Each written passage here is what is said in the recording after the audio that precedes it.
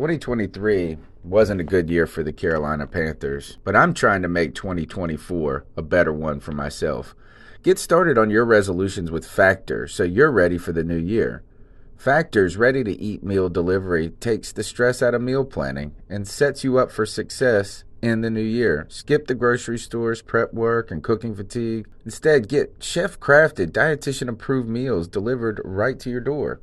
With over 35 meals to choose from per week, including keto options, calorie smart, vegan plus veggie, and more, plus over 55 weekly add-ons, you'll have a ton of nutritious and flavorful options to kickstart your resolutions. Skip that overpriced takeout trap. Factor is cheaper and way more delicious than takeout.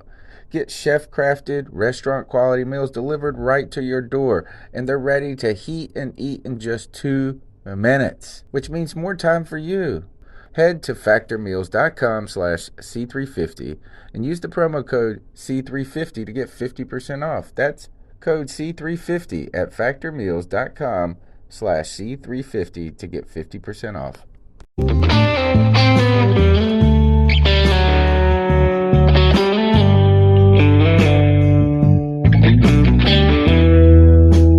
When we got down on our knees and we asked her to marry us and she said no, you feel awful.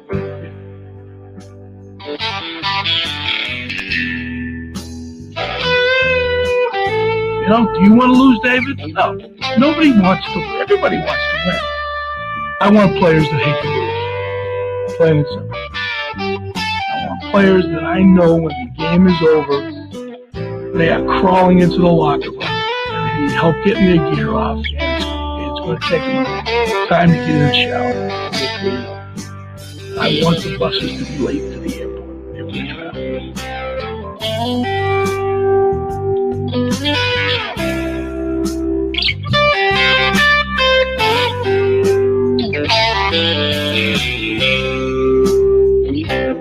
We all handle defeat differently, and it's hard. And it's hard.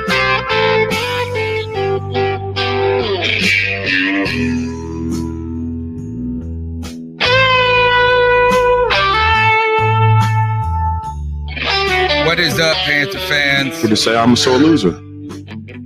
I gotta say, I'm a sore loser.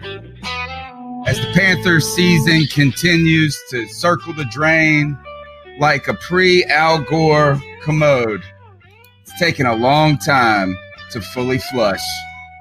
Somehow the Panthers, though, have an opportunity to backdoor into the playoffs. And if they don't, I'd say I don't think it would be that much of a missed opportunity. And I'm here to talk about that tonight with my friend Cody Lashney on the C3 Panthers podcast. Cody, how are you, my friend? I'm doing just wonderful, man. It's a Tuesday night. We get to wrap it up and talk about our favorite football team. Win, lose, or draw. And how about this? Somehow, some way, we are still not mathematically eliminated from playoff contention. Let's talk about all the ins and outs of Panther Nation. I'm ready when you are, my brother. Well, despite the Panthers continuing their skid, I think it's five games now. We've got a lot to talk about. We've got to talk about the direction of this team, how this team has gotten to the place it is. Is this the bottom? Is this the bottom depth of despair, or is it even lower? Can we go lower? But some good news is we've got a fantastic interview lined up tonight with Dan Hatman. I recorded this on Friday of last week before the loss. He's the director of scouting development for the Scouting Academy, and he's going to help give us some insight on the process that could happen and who we would be looking for if we were to make a change at GM and how that process goes. He spent time with the Eagles, Giants, and Jets front offices. So that's going to be some good things to talk about, and I think some interesting things about the timeline. Guys, we want to go ahead and welcome everybody to the show, people watching on Facebook. I see Lynn over there in Facebook. I see Mac Teachy on Facebook, as well as a lot of people in the YouTube chat from Underground West, Carlton, David Shockhead, Jeremy Clancy. We're going to get through this together, guys. Don't you worry. But I need you to do me a favor. Go ahead and turn that phone to portrait mode and smash the thumbs up button.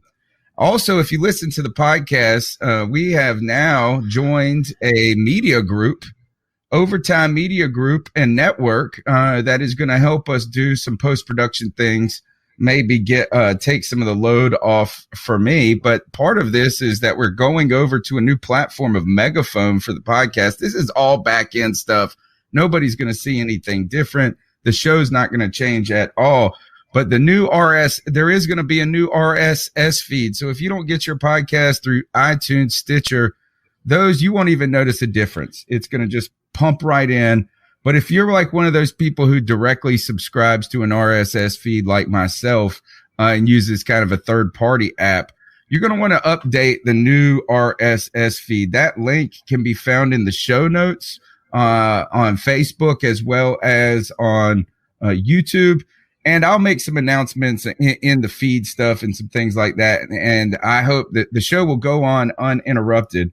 And I also want to apologize for missing out on the post-game show. I had some things come up in my personal life that just that had to overtake this. And it was the first game that I was unable to watch of the Panthers and closely and live, probably in 6 years.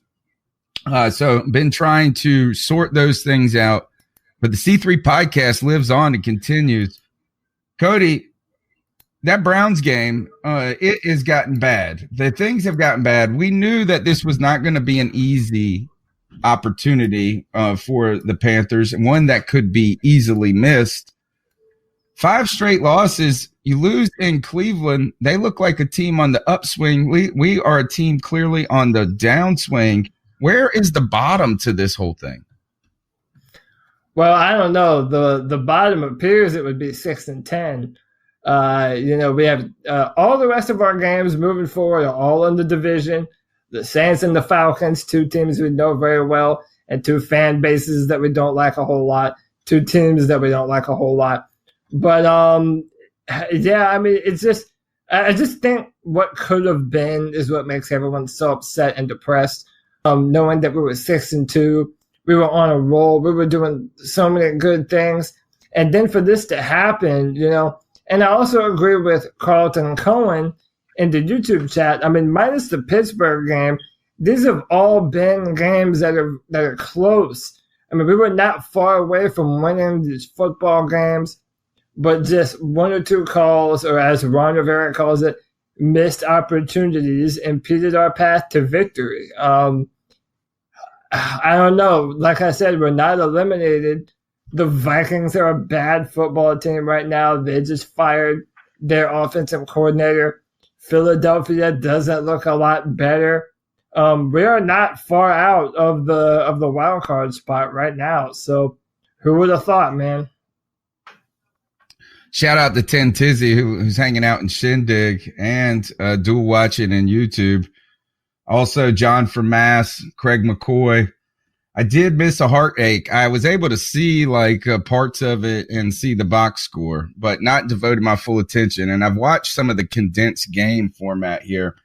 And what I saw, Cody, was a team that looked completely out of sorts, though. A team that scored some points at times, was able to keep up or stay ahead for a moment, but could not stop. Like I've said over the last 5 games, a shopping cart rolling through a parking lot on a breezy day. Our defense couldn't stop anything. And Cody, I want you to cue up a clip of Jarvis Landry here. And there's a play where I think the game's tied. Who knows what the score was? It could have been 17-14 us at that point. And Jarvis, they run a play where Jarvis Landry throws a pass. And this pass, look at how long, Cody, he stands there. Look, have you seen a man stand that still and fire away? Everything that right there, I think, tells us so much about this defense right there. Is who cares if Luke Kuechly, who played one of those games that you go, you know what, Luke Kuechly's still Luke Kuechly. Oh, yeah. But this defense stinks. Yeah, we have absolutely zero pass rush. Absolutely none. And we've talked about this before. It feels as though our defensive line just got old over the course of the offseason. And yeah, and it hasn't been just this football game. I mean, it happened against Pittsburgh, Tampa. I mean, they just quarterbacks have all the time in the world to burn our secondary, and they do it consistently. Another thing that just makes me vomit, all these Cam Newton haters come out of the woodwork, and they say, "Oh, Cam didn't make this throw, it didn't make that throw," and yeah, that's true. I mean, Cam is culpable in all of these losses as well.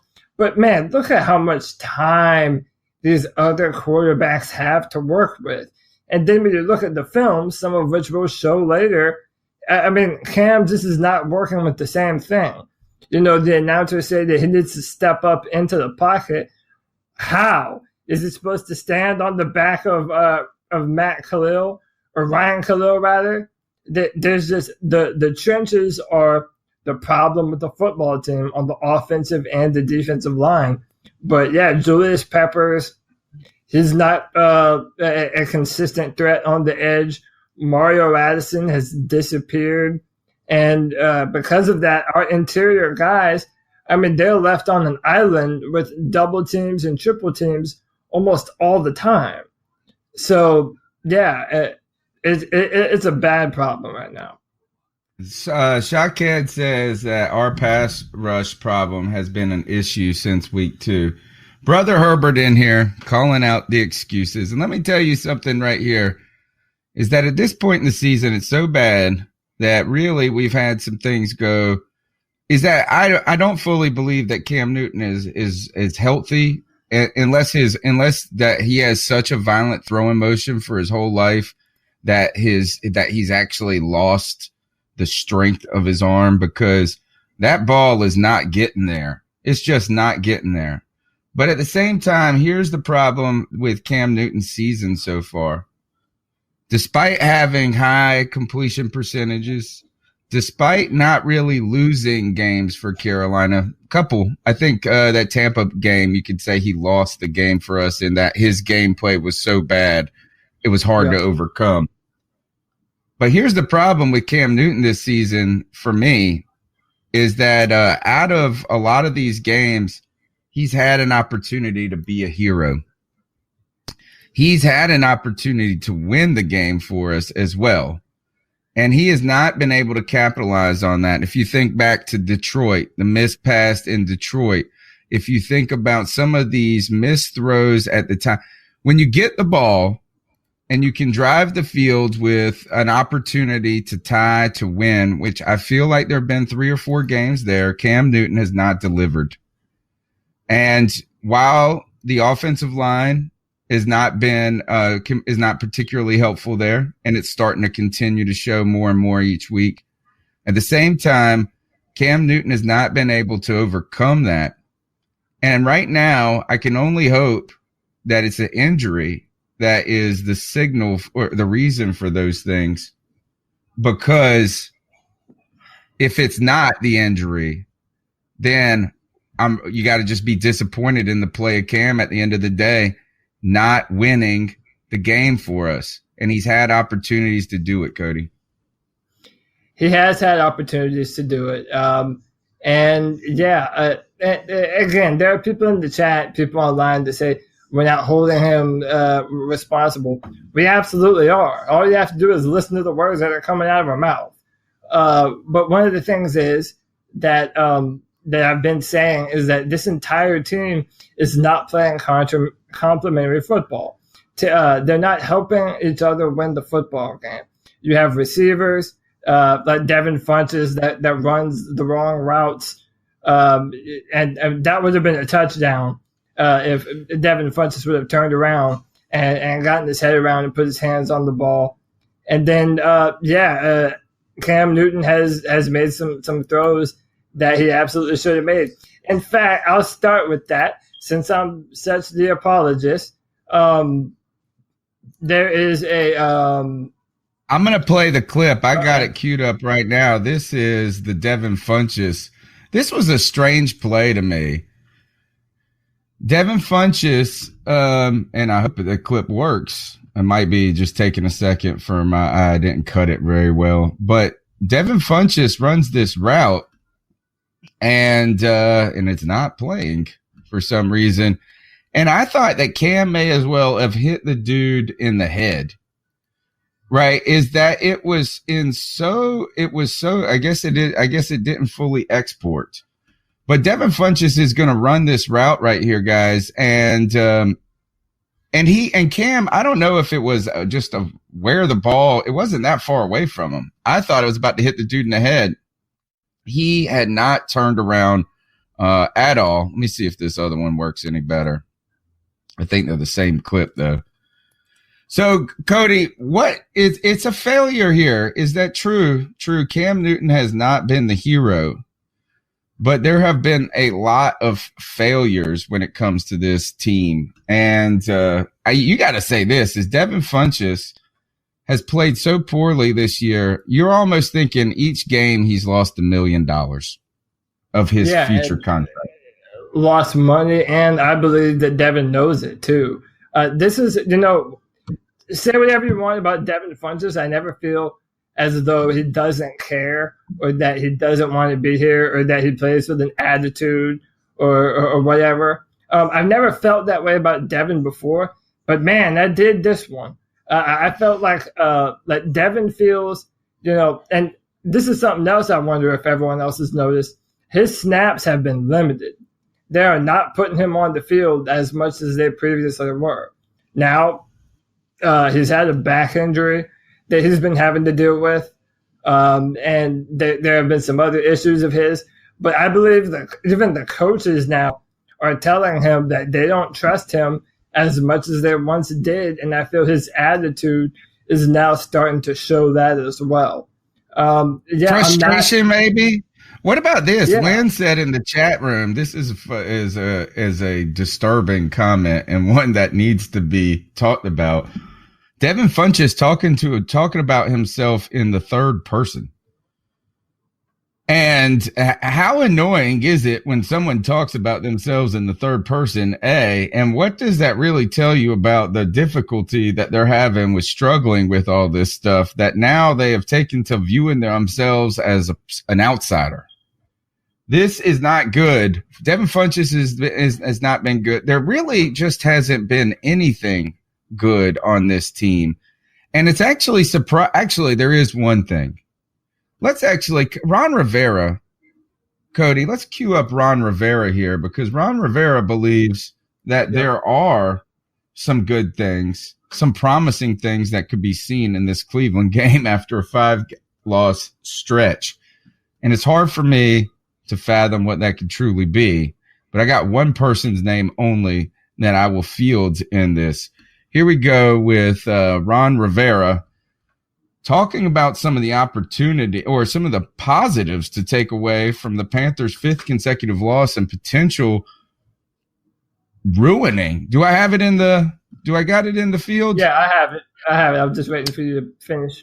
Cue it up.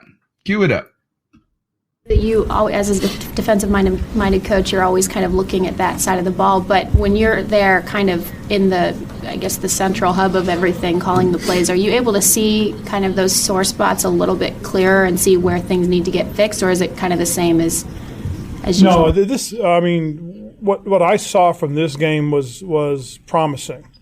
Probably the worst part about the worst part about specific things were, it's tough if there are things that you can see and can correct immediately, and a couple things are things that you can't. Those are things that come with time, with experience, with understanding, and we just got to continue to work and develop that. I don't know if it was in the Reds. So these promising things, I think it was Lee Trotter who said in the YouTube chat, is Ian Thomas is a bright spot. I think that's nice to think that you could potentially have a 4th round draft pick who's going to turn in who looks like he could be a contributor in the near future going forward. And it seems that Cam Newton has a pretty decent chemistry with him. But on top of this is that I think the other bright spot here is Christian McCaffrey. Christian McCaffrey is a damn monster. And I tell you this is that you want to talk about someone who is the ultimate Cam defender. It's got to be Christian McCaffrey, because he's made this whole offense look actually way better than it truly is. And Christian McCaffrey just continues to deal. If this is what people were expecting in his rookie season, and it's really starting to come to fruition. Yeah, and it's also a testament to why you never judge a player based off of their first year in the NFL. And Christian didn't have a bad year last year either, but now you're seeing what a player like that does for this offense, and more importantly, what it does for Cam Newton. I mean, having that consistent check down option. And listen, not even just that. I shouldn't have even said that first. His ability to run the football between the tackles, bounce to the outside. He has great vision. I would say that in that draft class, not Leonard Fournette, not Alvin Kamara, there is not a running back in that class that means more to their football team than Christian McCaffrey does to the Panthers right now. And it's not even close in my mind.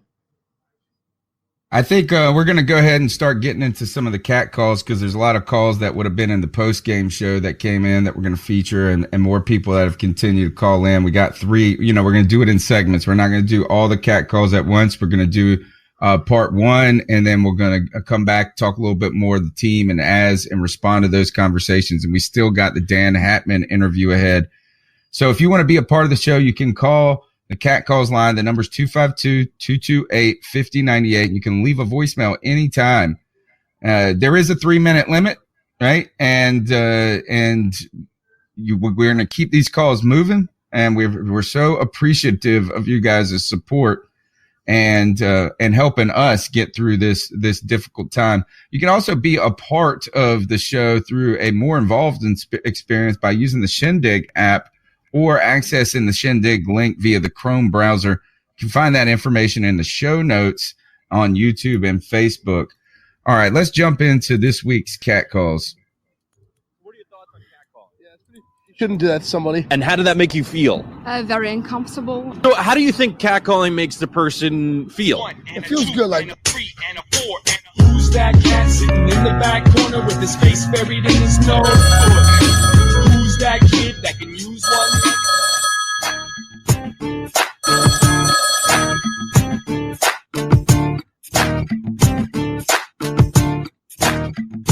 What's up, fellas? It's Ben from Harrisburg. Listening to y'all for a couple seasons now, and I just want to say y'all do a great job. Keep it up. Love listening every week. Thanks, man. I just want to address something that I've been hearing a lot lately, and it just drives me insane. So Cam Newton, I just don't understand the hate that people give for Cam Newton, especially coming from Panthers fans. I mean, it just blows my mind. He is literally the best thing that we've ever gotten in this organization by a long shot. A long shot. I mean, Cam Newton. Like, imagine where we would be without him. Who's our best quarterback that we had before Cam Newton? We had Jake Delhomme. Jake stinking Delhomme. I mean, come on. He's literally the best thing that's ever happened to us. We would be a bunch of nobodies without him. Without a doubt in my mind. I hope I'm playing the right cat calls. I think I'm playing last week's cat calls, still dude. Doubt Cam.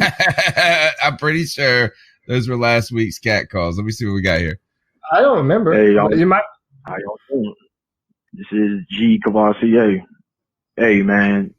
I thought we was gonna pull that win off, man. I am so damn pissed off that we didn't win that damn game. And that's it for Ron Rivera. That's it. Fire this dude, man. Fire this dude. Yeah, I think so. Just fire him because he lost the team, man.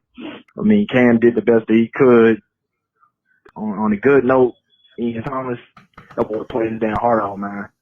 You know, he played his heart out, but it's over. I mean, unless we went out and some other people lose, but I don't see us going to the playoffs this year. And it hurts my soul to say that. It really does. But not 6 or 7 at this time, unless we win out, unless we beat New Orleans twice and beat Atlanta, and other teams start collapsing or whatever. Could sneak in, but I seriously doubt it. So keep pounding, keep your heads up. But that game was horrible. This is horrible. I can't believe we lost to a damn rookie. Our damn defense fell off. If we lose to a damn rookie on anybody in the NFL, a damn and throwing rookie, bombs on you. now, man. Throwing bombs on you. Keep pounding, yo. Yeah. All right, so right there, Cody, the conversation goes to Ron Rivera. Ron Rivera, interestingly, took over the defense, and the defense has not really improved, clearly. And, how do you improve something if it is a personnel issue? That is a question mark there. But there was some comments about Ron Rivera saying this after the game, that they've been focusing on preventing the big play, over the top plays, and it's just not sticking with the players. And then there was another interesting moment in when he said this, and it was reported on Twitter by Max Henson with the Panthers organization.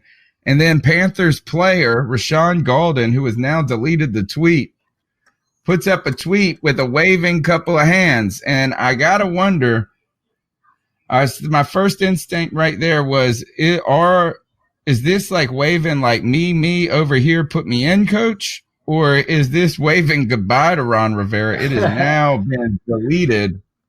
But yeah. Ron Rivera, who has put himself now in the driver's seat of the defense, is even owning more of this downslide that way. Cody, I just wonder, it's hard to think that he can survive if we're the first team in history that goes from 6-2 to 6-10. Yeah, and I want to put something out there. Listen, I'm not. Sometimes I'm superstitious, and sometimes I'm not. But on cases like football, I try not to be superstitious. The Panthers have never had back-to-back winning seasons. Okay, the even year curse. Yeah, the even year curse. But it does not have to be that way. And the fact that we have not had back-to-back winning seasons, in my mind, is on coaching. Ron Rivera has had 3 winning seasons since he's been here in Carolina out of 8 seasons. Okay, so the man is under 500.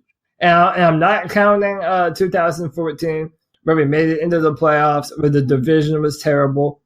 I just think Ron has had the benefit of the doubt for a long time, and it's a benefit that he no longer has. Here's what I will say, and I think you might agree with me, Tony. I don't think Ron Rivera is fired mid-season. I think they'll wait until after the season's over, and then I honestly believe, especially if we lose out, yeah, you are in the last days of Ron Rivera as our head coach. So I want you guys to stick around, and if you can't catch all the show live tonight, I want you to go back and download the episode, because we're going to talk with Dan Hatton in a little while. And one of the things, though, is about the timing of this, and is the timing too late to install a GM who can make a lot of dramatic changes? And he pointed to, and I'm starting to wonder, does Ron Rivera get one more year? Not because he deserves it, or not because David Tepper wants to, or doesn't want to replace him, but with the idea that the offense has shown some signs of excitement under Norv Turner. And if Ron Rivera goes, Norv Turner goes. And Ron Rivera has demonstrated that he can coach a defensive team. So in this, you would think that the Panthers could turn it around defensively. But what you really want to do is bring in, you wonder if you're going to be able to bring in a GM right now who can hire a coach, who can install an entire new administration, whether it comes from doctors and scouts and all of that, and get ready for free agency and the draft quick enough That's a quick turnaround if you haven't already done it. And so you're almost wondering if you stick with Hurney and Rivera, Hurney through the draft, and after the draft, you bring in a GM, and then that GM, unless we win the Super Bowl, goes and gets his coach. So those are some things that we're going to be talking about with Dan Hatman. We're going to continue with your calls. The number's 252-228-5098. Yeah, this is Jeremiah from Swansboro. I usually don't believe in curses, but you just can't make this season up. He said you can't make this shit up. I don't know what's going on, but I think Tepper's about to clean house. Thanks for doing everything you do and keep up the good work. Keep pounding. Appreciate you, man. Shycat, I've watched some of the defense. It did look bad. But I don't know. We've also seen a lot of Ron Rivera teams that the defense has looked very dominant, very good. And you could say that was maybe it has something to do with Sean McDermott. There is a possibility, too, that Sean McDermott gets fired in Buffalo. I think they could give him another year. But if that was the case and we're looking for a defensive coordinator that could bring back somebody familiar that we have confidence in for that 1 year stretch. But I think it would continue to be a bridge. I think that if we lose out, especially, I think even if we get to 7 and 9, that is going to solidify the decision about Ron Rivera and Marty Hurney and say, we got to go a different direction. The question is, when is it best to execute that? And are you too quick on the draw? Keep going through these calls. Hey, C3, it's Nova Black. Man. What's up, Nova? Game. I'm very, very frustrated with the team. I'm pissed off the season. Hey, it's whatever from here. It might as well sit Cam. It's evident that he having problems with his throwing shoulder. That's what it looked like to me. His balls don't seem to have the same velocity. I ain't making excuses or whatever. He ain't had a bad game, but man, the defense, the mistakes, the penalties, there's no discipline, man, on this team, and it's just frustrating the hell out of me because we got the talent, and I'm sitting here looking at my team, look like we going steady, then we get to the same point right in the middle of the third quarter where we start losing steam. And it seems like the guys just ain't playing to the end of all 60 minutes of football, man. And I'm done with it. I'm just hoping that they can fix this shit somewhere along the line. It don't look too good, but man, I'm gonna keep positive and stay optimistic. I remember that season we ended with what that boy named. I can't remember, but he used to play for the Dolphins. He was after DeLong went down or whatever. Matt Moore. Anyway, you guys keep pounding and keep the podcast going. I just wanted to get on here and vent my frustrations and my point. You guys have a great day. Hopefully I can tune in. All right. Thank you, Nova Black. We appreciate the support. And going to Cam Newton and the health of his shoulder. Cody, how do you think to me, it's clear that either there is some sort of injury where we don't know necessarily how big that injury is, but he did mention there was a potential of surgery in a post-game conference one day, and that was not after a game that was after the Tampa Bay game, I believe. But even if there isn't a major injury, or the worst case scenario is that his arm is about to fall off on its own. What's wrong with Cam Newton, and how banged up do you think he is? I don't know, man, because really there's a lot of evidence, even in the tape that I can show you right now. I mean, Cam still fits balls into tight windows on time and accurate. And I do want to show this one right here, right now, because this is not an easy play to make. And Cam puts this right where it needs to be, right on time. I mean, that's a 40-yard throw that Cam Newton just made off his back foot because, again, he doesn't have a whole lot of time to step up into the pocket. Actually, no, he was able to step up right there. So you see, when he actually does have some time, he's able to fit the ball in where it needs to be. But that's not an easy throw to make right there. I mean, that's a 40-yard dime. So that kind of leads me to believe that maybe it's just a duration thing. Maybe he's not able to make so many of these plays over the course of the football game. I really don't know what it is. That's not good news. That's even worse to me than a real injury. I mean, we're not making things up. I mean, they're putting in our backup quarterback, Taylor Heineke, I mean, to throw the Hail Mary when traditionally Cam Newton has one of the bigger arms in all the NFL. So, I mean, yeah, it's definitely a problem. I just think that we don't know the severity of that problem because there are more clips that I can show tonight where Cam is fitting the ball into tight windows. He's throwing them on a rope. He still has the ability to do that. So, I mean, that's why I'm as confounded. Disagree, man. I gotta disagree. I think that it's clear that he's struggling to do that. Like even that, like I think he would have whistled that 20 miles an hour faster 2 years ago, right? Or before the injury.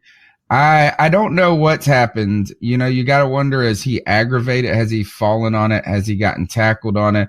Has the fatigue or the amount of reps that he's been throwing the ball, has it re-aggravated that? Oh, please, in the chat room says that he believes it's a torn rotator cuff, which would be the same dang injury that it was before. But to me, there is something clearly going on where Cam Newton, I mean, he threw one pass where it looked like the receiver didn't know exactly how far to come back, but it was like a duck that landed like 10 yards short. So I don't think this is either Cam Newton right now is playing with, and if this is the case now, if it is just fatigue, how can we be at a point, Cody, where we have called several games where we throw so much? Maybe it's out of necessity, but they have not necessarily looked to protect Cam's shoulder through the game plan either. Yeah, and I want to kind of make something clear here. I'm not saying that there's nothing wrong with Cam Newton, but I mean, because there obviously is. You're not putting in the backup if he's 100% okay. But what I'm saying is that there are throws that are still high-level throws that he is still managing to throw successfully. And, I mean, you do see that on the film still. Now, what I'm saying, though, is, you know, if it's – I am wondering, especially if we lose to New Orleans, and I mean, we've already talked about this, you know, even a few different games ago, do you sit him? I mean, when do you sit him out and say, listen, you know, we need to salvage whatever is left for a season when we actually have better hopes of doing something further into the playoffs? Because it doesn't feel that way right now. When I heard Ron Rivera say that we had 5% chance of making the playoffs, it almost sounded like he wanted to laugh at saying it. Yeah. Like he was like, it's mathematically correct. Until that number's 0, we're going to keep fighting hard.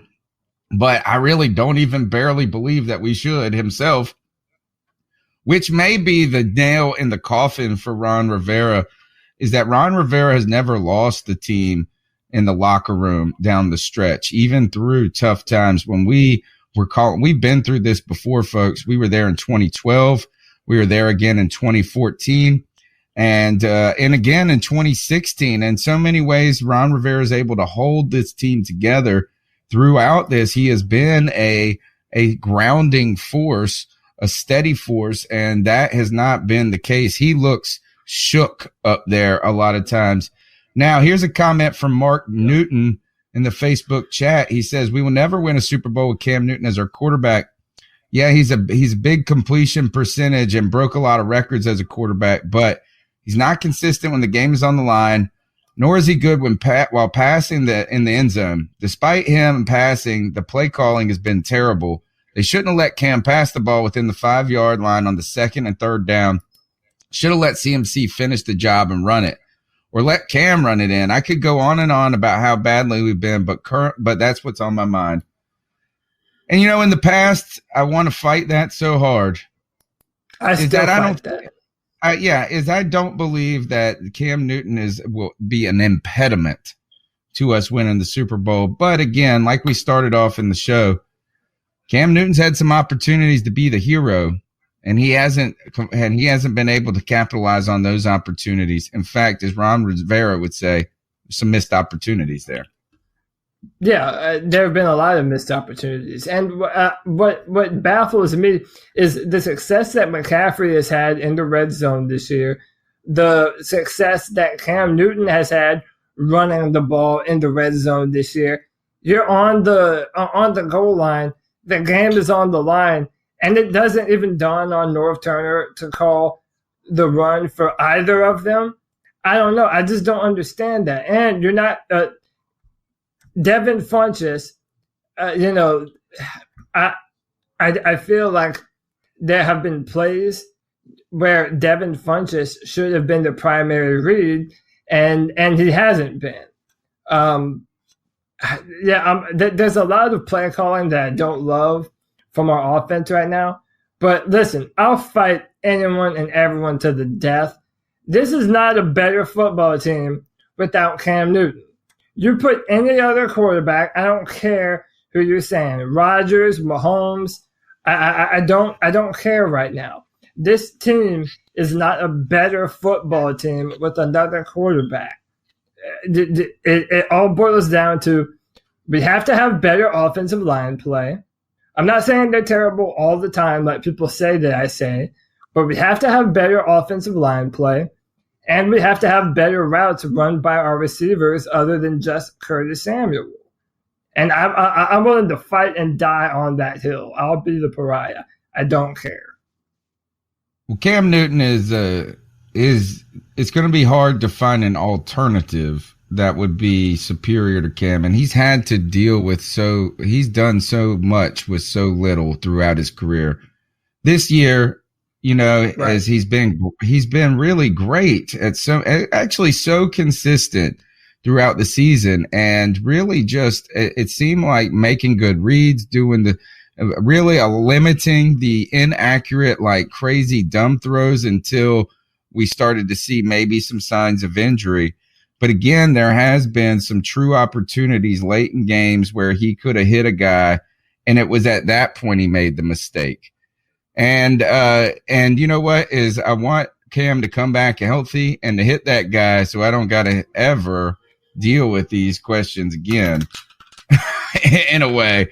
And is that Cam Newton, he's gonna need to play better, just like the entire team. And I don't know if he can until he's healthy. All right, last call before the Dan Hatman interview, and we'll get back to the cat calls right after that. Oh, well, there it is. That's a wrap. That's it. Pack it in. Show's over. Much as I hate to say it, I think that's it. I think that's a wrap on the season for us. I think it was a wrap the week before, sadly. Not much way mathematically we could stay in the playoff unless I thought it was a wrap at Seattle. And the Seahawks also lose. I'm not sure I see that really coming to fruition here. Geez. Times today the offense looked really good, and there's times where the offense looked awful, i.e. the end of the game. The end of the game, the offense looked deplorable. Especially when it mattered. I mean, there's some big plays here and there, but things just fell apart too rapidly. And the defense, I mean, they came up with some takeaways, and then it was just, I don't know, it seemed like at the wrong time they gave up here and there. I mean, that's, they look good, but at the same time, they allowed 26 points. And this year, I don't think we've won a damn game where we've allowed more than 25 or 26 points. I think, well, no, the Bucs, we beat them. But still, I mean, the majority of the games of the season where we allow more than 20 points, we lose. So, can't win games doing that. And I don't know. I think I wasn't sure before, but now I think Rivera might actually be Gonzo. I think it might be it. Might be the last straw. And after seeing the offense today and last week, I'm kind of okay with the idea of Norv going too. Keep pounding, boys. Love the show. Josh from Mass, signing out. Thank you, Josh from Mass, who is in the chat room. We appreciate that call. I think you're right. And I also saw all the Lee 3 in the chat room. Welcome. First time in the chat room. Long time listener. He also just subscribed. He's going to turn his phone portrait mode and smash the thumbs up button like all 47 of you who are watching. Right now, there are 34 of you who have not smashed the thumbs up button. We would appreciate the help as we continue to grow. And we appreciate having our buddy Joe Riolano in the house. Joe, the Panthers on a 5-game skid, and it doesn't look like right now there's any coming back. In fact, I opened the show by saying I feel like I'm watching a pre-Al Gore commode flush, one of those that takes like a good minute and 45 seconds to just, it just keeps swirling and swirling and swirling and going down the drain. Joey, it's not a good day to be a Panther fan, to be honest. No, and you have to keep asking yourself, just how long will this losing skid mark continue to grow? I don't know. Shaquette says without Cam Newton, we'd be 0-13, and that's probably right. That's probably right. All right. So, how low do you believe that? I mean, I think Joey is that. Really, down is the only way from here. I mean, I think you can pull one off against Atlanta. I think it would be a miracle to beat the Saints with this team. Yeah, we're not. A couple of things I noticed in this game. For one, we could not get off the field on third down. That was the story of the season. Ask Rich Kingston. Who will tell you this is we have just been horrific on third down all season. Yeah, 3rd and 17 and to hit a 51-yard bomb for a touchdown? Come on. And you know what? It was good coverage. That wasn't bad coverage. That was a freaking spectacular throw and an unbelievable catch. But and kind of a bad throw, I thought it was a bad, they were all over him. He forced it. He should not have done that ball because the coverage was good. But he said, well, that guy back there is really basically a linebacker that's not playing safety. So his coverage skills are minimal at best. And he liked his chances. I would too. A really good receiver against a big safety that's almost a linebacker? Give me that. But my point is this, that this has been the story of our entire season. It's been one thing after another, and the problem with that is if we're going to give up big plays, we need the offense to make big plays. And we just aren't doing it regularly enough. Cam is not putting the ball downfield far enough. We've got the speed to do it. He can't throw it that far. That's the problem. He should not be underthrowing Curtis Samuel, DJ Moore. He should not be underthrowing these guys.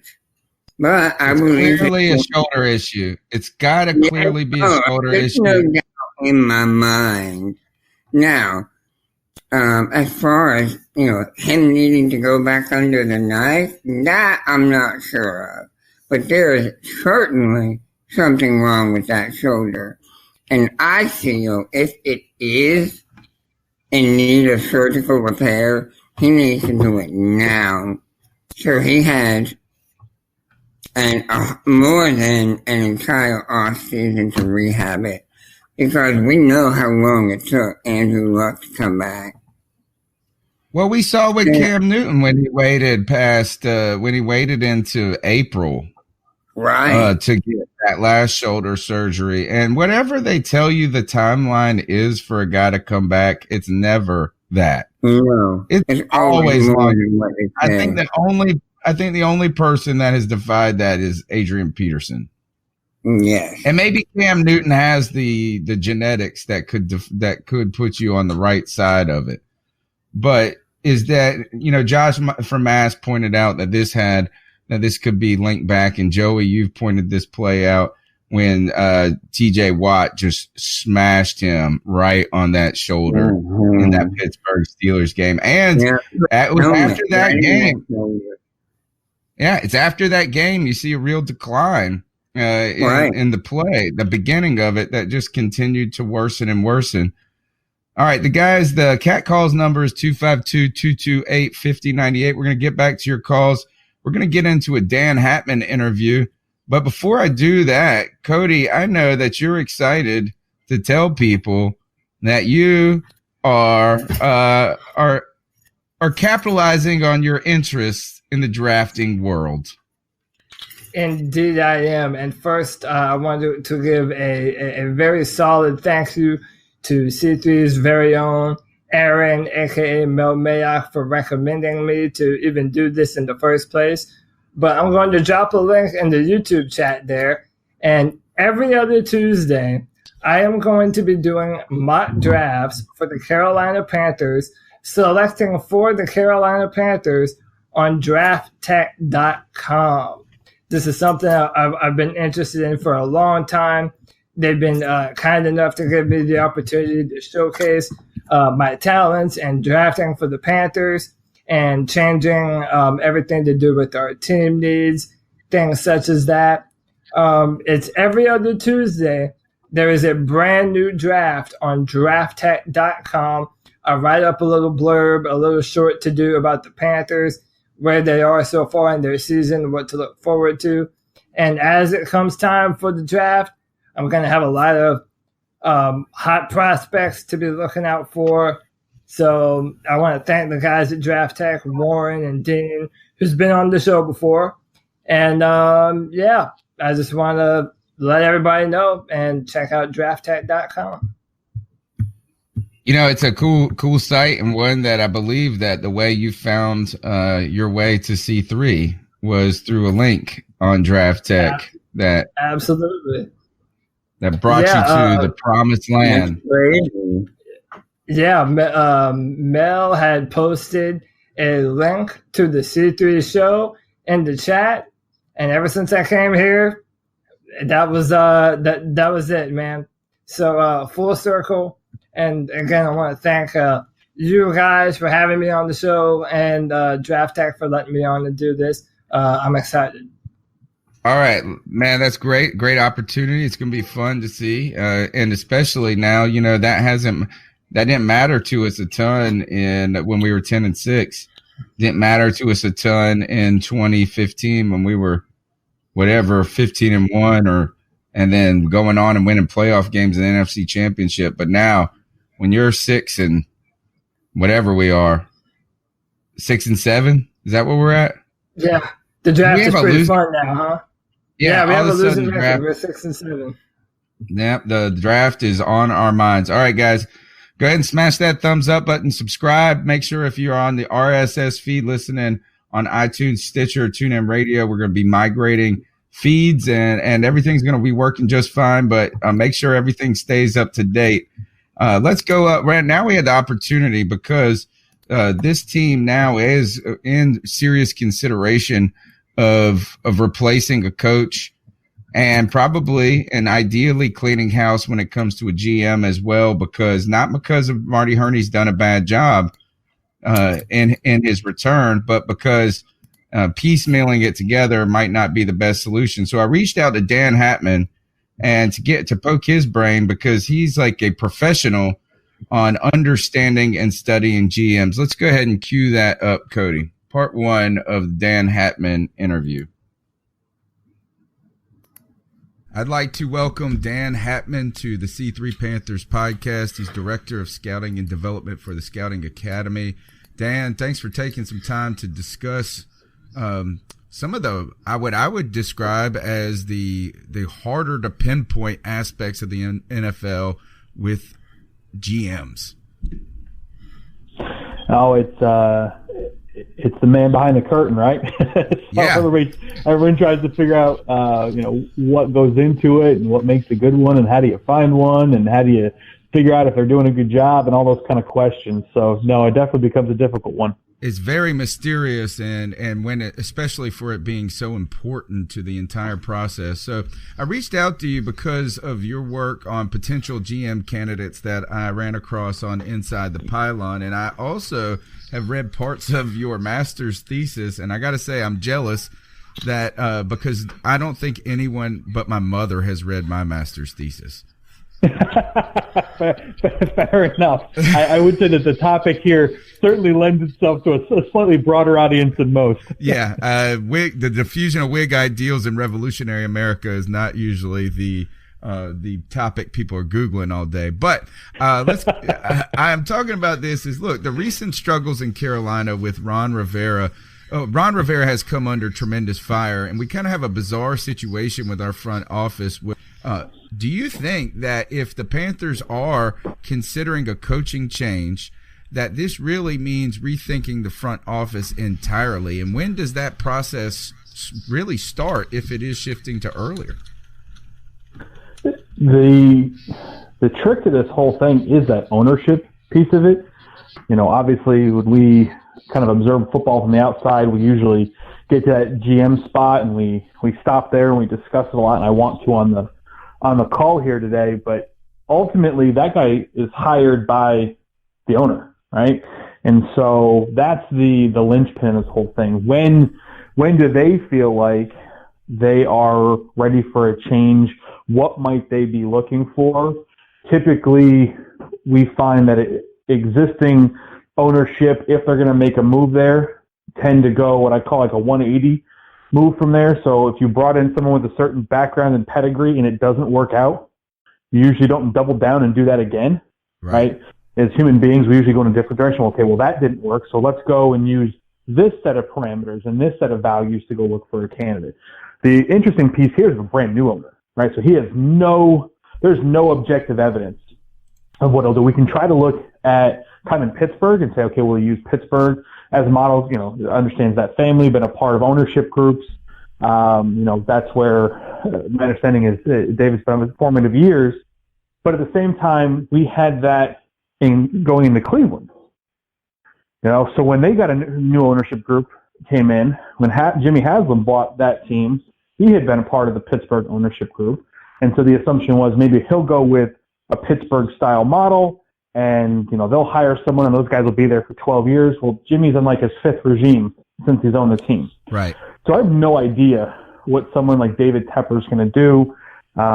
If the Jason La Canfora report recently has merit, then we could be looking at a total teardown San Francisco style a couple years ago when they're like, okay, we're going to hire our GM fresh, our head coach fresh. We're going to marry those two people at the hip. They'll come in together. They'll leave together. It's up to them to figure it out. And personally, if you're going to go down this path, right? So if David Tepper gets to the point where he says, you know what, I want to bring in someone to lead my football operations that I have personally hired, I have vetted, they're my person, I believe in them, then if you're going to go down that path, whenever you bring a new person on board, other than Dave Gettleman, there is no track record of the existing head coach making it even a calendar year. Even in Green Bay, where Brian Gutekunst was an internal promotion to general manager, Mike McCarthy didn't make it a calendar year as their head coach. So if David Tepper's going to go down the path and he says, I want my GM, then I would recommend get your GM and your coach. Either you can say, listen, I'm not going to mandate you keep Ron. You can interview others. Consider if you choose to keep Ron, then at least that's your choice as the GM. I'm not going to force it upon you. Like it sounded like Hugh Jackson was forced upon John Dorsey last year. Right. And that model of tying the two together, as Louis Riddick says, bring them in together, kick them out together, I think it decreases that infighting. We saw this with Howie Roseman and Chip Kelly not that many years ago, and then it was Trent Baalke and Jim Harbaugh. We've seen this stuff, and not in Carolina, but we've seen this stuff in other places where a head coach and a general manager start to fight. They start to position for power. It becomes a save your ass mentality, and it's not good for the team, right? You have those two individuals in competing camps as opposed to being on the same page. You're not going to get past that. So again, I'd go back to, if you're going to make the move at GM, I think you have to make the move at head coach and at least allow the general manager to pick their person, even if it is Ron Rivera. Allow them to pick their person, but marry them together. You guys are now together. You're a pair. And if we ever have to fire one, we're firing both. Yeah. So you two better be best friends and make this thing work. Do you feel that an owner at this point is going to all right, so it says, Cody, that we've lost the audio on our interview. I don't know how that got muted. Hopefully they can hear me now. It says our stream is playing fine. So, can you hear me, folks? Can you hear my Barry White voice? Oh, they're saying it's me and my computer. Unbelievable. How is it me? It says we're streaming. I hear you. I hear you on the YouTube video. And yeah, Tim Tizzy says it's back. All right. Okay. Well, we'll get back into that interview. I'm going to play it through a different player to make sure that we don't run into that problem here. But right there, let's just go ahead and respond to those initial comments. That's what I like to hear there, Cody, is the idea that this team is, or that the way to particularly move on from this would be to pair guys who believe in each other and live and die together. And he pointed out some good, some interesting examples of this, of where this has been problematic with the San Francisco 49ers. And I think you could say the same thing has happened with the New York Jets. He may have referenced them as well with Todd Bowles and whoever that other guy was, whoever their GM is. So, Cody, to me, it's so important to pick the GM and to have a guy in place there rather than trying to find the coach, because not many GMs are coach GMs like, say, Bill Belichick is in New England. No, they're really not. I honestly think that you might never see a situation like Bill Belichick where you're both of them. Not many people have that type of resume that he does. But I mean, think of what we talk about all the time. So this has now been 2 weeks in a row that Vernon Butler has been a healthy scratch. We have talked about Star Lotulelei and just guys that just don't contribute to the team. And they're just, who knows where. It's one of those things where you have to do a lot of different things as a GM. You have to be a talent evaluator. You have to manage the cap. You have to, talk to the owner. There are so many different things that you have to do that I would even make the case that if we have a new general manager, which I do hope that we do, I think Marty Herney has done a good job in the first round, but I think the Tepper era needs to have new blood in the front office and in the head coaching position. I want someone that is going to put players on this team that are going to make us younger and give us the opportunity to compete in our division. And I honestly would like a new set of eyes in our front office to be able to do that. For me, guys, it's not the fact that Herney has been bad. In many ways, I've been a supporter of what Herney can't. I think he's gotten a bad rap of being a bad GM from those end years in his first stretch. I thought he was able to come in and do some nice things, not only through free agency, but it really had a fine draft, one of the better drafts it looks like for the Carolina Panthers in recent memory. But for me, it's not replacing him because he's been the weak link, but because it's time for a new future and a new vision, not one that started in 2001 with Jerry Richardson and the legacy of that, but a firm and decisive look of how to go ahead. Let me see if we can play this interview. I think I got it queued up right here for you guys, pretty close to where we left off. Advising the owner. Very rarely do I hear ownership groups or owners individually attacking the process by themselves. Right. They usually have counselors in it. Maybe it's a team president. I know when like Chicago went through their last general manager search that ended in Ryan Pace getting the job. Ted Phillips, their president, was heavily involved. We don't know what that's like in Carolina, right? Danny Morrison's not there. Tina Becker's not there. So, is David Tepper going to hire someone that's going to be the president of the team? Well, that individual with their football background? He did hire a president recently in the past, maybe 4 months, and it was a guy who was like president of Arsenal before or something to that effect. Okay. So, I mean, it was like, it seems that he was brought in mostly for having a good vision of how to brand the team and how to make that from the business logistics side, not necessarily with a tremendous amount of football background. So I'll take the position then, and that let's say that person has doesn't have a strong American football background, and as such, they're not going to be an advisor on this. Then who is David Tepper talking to? What other owners has he befriended along the way? What counsel is he receiving from them? Is he calling to a NFL career advisory panel and using the Bernie Accorsi's and Charlie Casserly's and people of that clout, Bill Polians of the world that have been advising some of these candidacies in the past few years?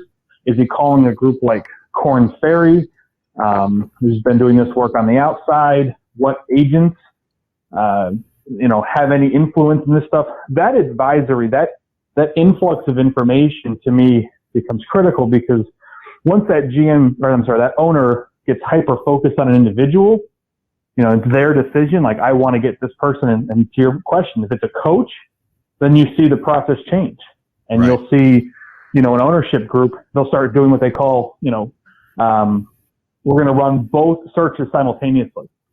We're going to run a head coach search and a GM search. And then we've seen those kind of things go through. And then the GM search finishes like a day or two earlier. That person's named, and then they supposedly have some say in, but it's already been determined. If the owner comes in and says, hey, we really like this head coach, do you think you can work with him? Most GM candidates, if they want that job, are going to be, no, I can't work with him. He stinks. I got to bring in my own guy, because it might deflate your own candidacy. It kind of becomes self-fulfilling in that way. So, again, I go back to the biggest mystery from where I sit is, who is David Tepper listening to in terms of what a successful franchise can and should be? And is he adopting a previous model? Is he just going to be reactionary and following some other team's lead? Or is he going to say, I want to put together a franchise that differentiates itself from the rest of the league. We're not going to chase anybody else's tail. We're going to go be a leader in this space, in which case the sky's the limit. To me, that is really hits on what I want to see happen. And I don't know if there's going to be changes made, and I'm not necessarily calling for changes to be made, but I do think it's important to have a vision of where you want to go and how you want to attack it, rather than just haphazardly reacting. And so if David Tepper was talking to you, how would you pursue it? And let's just assume that we're going to revamp everything.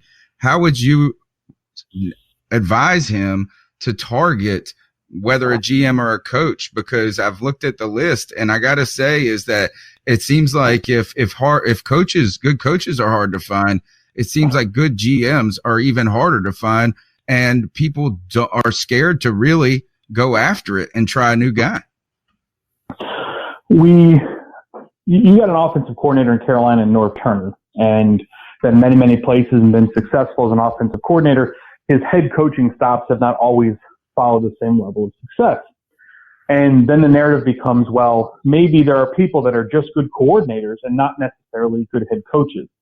Well, if that logic goes, then it stands to reason that there are people that are good scouts, meaning they can sit in a room, watch film, go conduct character and background assessments, collect the relevant information, present the player, and recommend them in a valuable spot to be selected, whether it's a free agency move or a draft move or what have you. They'd be good scouts that don't necessarily make good GMs, because the job of a GM is no longer just scouting players. In fact, most of the scouting is done by others. Most GMs don't get to sit in a room in isolation and just grind film. Most of them have to deal with copious amounts of other things that come across their desk and delegate scouting work to trusted lieutenants. So to me, the GM position is about decision making. It's about personnel selection, not just of players, but do you know how to pick a doctor? Do you know how to pick a trainer? Do you know how to pick a coach? Do you know how to pick a scout? Then do you know how to pick them? Do you know how to develop them? Do you know how to get the most out of them? Do you know how to build a culture where they trust each other, where you can get good information, where you're open to new ideas, pushing boundaries?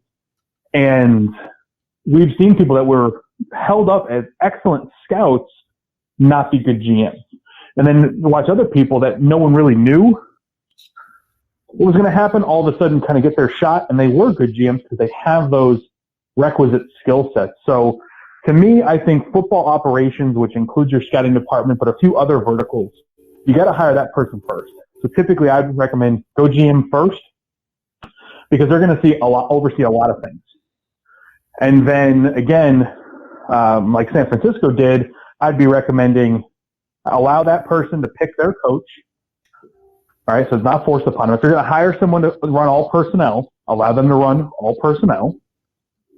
And then, but tell those people, you don't get multiple coaches. You're not going to sit here, we're going to be on our third coach, you're going to keep throwing guys under the bus, trying to save yourself, saying, oh, it's their fault. You pick them. That's your coach. You ride or die with them. All right, that's Dan Hatman, Director of Scouting Development for the Scouting Academy. He's worked with several front offices. That's part one of the interview. I'm going to be playing part two of the interview in a little while. We're going to get back to the cat calls. And then I'll also release the full interview, because these are just kind of the two main nuggets that I think that we could devote part of the show to. But this was a 35-minute interview with an individual who works and who has researched and studied the organizational side of teams, and his master's thesis was on GM responsibilities in the salary cap era and some different things about that. So it's a great interview. We're going to get back to that. But Cody, I know you like to hear this. My man said at this point, he said, being a GM is being more than a scout. It was like Cody had heard the interview before and he hadn't. Cody, this is about decision making. This is about being a person who knows how to court talent. And that is a talent itself. How to get talented people, how to identify talented people in the scouting department from A to B or A to Z, and to get the most out of them, like you said. Really, to me, this is the hidden story right here, is that who cares about changing a coach if you have an unsettled GM issue? Yeah, and I mean, one, kudos on the interview Tony done. I love that kind of stuff. I mean, listening to guys like that who know the insides and outs of the business, I could listen to that kind of stuff for days. Also, I didn't even know that the GM has to pick the trainers and the doctors. Like, I had no idea about any of that stuff. Really fascinating stuff right there. Yeah, and, I think one of the things that a general manager is over everything is a leader. You have to believe that this guy, I mean, he's the commander of the army. He's given the marching orders. He's determining the game plan, the plan of action. He decides, even during the season, what scouts are going to what game to look at what player. There's just so much decision-making involved that these general managers, they have to be so sure of every single thing that they do that leadership kind of comes along with the job. You cannot second-guess yourself or the people that you have put in place to run your football team, like your coaches and your scouts. Fascinating stuff right there. Joey, the thing that brought this to my mind is that a lot of fire has come to on Ron Rivera. He's the guy that's gotten up to the podium. In fact, one of the people we have not heard from as much is Marty Herney. Marty Herney, I feel like, would make relative appearances. Mel Mayock used to always refer this as what he liked about him, as he would go on weekly radio and talk. And he did earlier in the season when they were doing well. I have not heard a peep from Marty Herney in this interim time. But Joey, firing Ron Rivera alone does not fix the situation. Is that if you're just going to bring in a person to appease the fans, that is not a deliberate way of handling the situation. So if you are the Carolina Panthers, is this something that you are interested in doing? Is for better or for worse, making a distinct change in the direction of the team through a GM change and just saying thank you for your service, Marty Herney? You're asking me if I would do this? Do you think that that's where we're going to be at? If it's time to rip the Band-Aid off? I'm inclined to say yes. I just think Herney maybe was asleep at the wheel. And putting this team together, having unrealistic expectations for certain players. I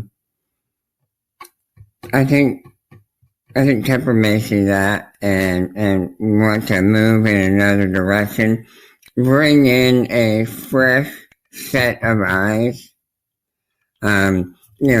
Herney knows all these guys. He's been with them, numerous years. So he's extremely familiar and has relationships with these guys. Where you bring somebody new in who, just looks at these guys basically as an asset and can move pieces that he doesn't think fit the direction he wants to take the team in. So, I could easily see him bon voyaging. Yeah, and I don't think that Herney has done a bad job. I just have got to wonder here is have we gotten the max out of, Herney. What I think would be a mistake is to fire Ron Rivera and then to let Herney be the conductor of the future of the Carolina Panthers, because he did hire Ron Rivera in the first place. And so right. I just feel like so many ties to the Jerry Richardson legacy in so many ways that it's not got to be. I think Herney has done an admirable job, but you're right. There are some serious holes on this team that have caught up with us faster than they expected them to. But I think he's done a fine job. And I think it's like one of those is thank you very much for your service. But if we are going to make a change, this has to be a thoughtful change.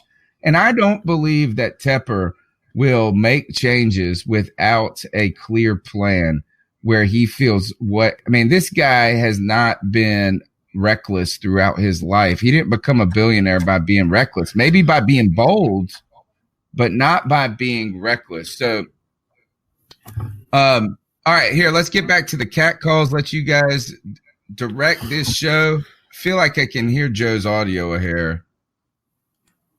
Or the echo, but the number's 252-228-5098. You can be a fan. You can be a part of the C3 Panthers podcast. Leave a message anytime. We'll get you on the show. Let's go back and see what you guys got to say. We're going to come back to Dan Hatman. Got some good stuff to do. Trying to break this up in a way that keeps the show moving though. Hey, C3, it's Nova Black again. Hey, even though what's up, Nova? Y'all know what? How about Aaron Rodgers and that whooping they put on the Falcons? At least that's a good part of the day. How about that? Hey, I could have killed the bad. Thank you, Nova Black. Let me hold on. Let me just say. Okay. No, let me just say one thing right here. You can look at it that way. Yeah, the Falcons lost, but the Falcons are even more out of it than we are. So what that actually means right now is every time the Falcons lose while we lose, that means they get a better draft pick than we do. So, half a dozen of the other, whatever the saying goes, everyone does love to see the Falcons eat it. So there is that. Continue.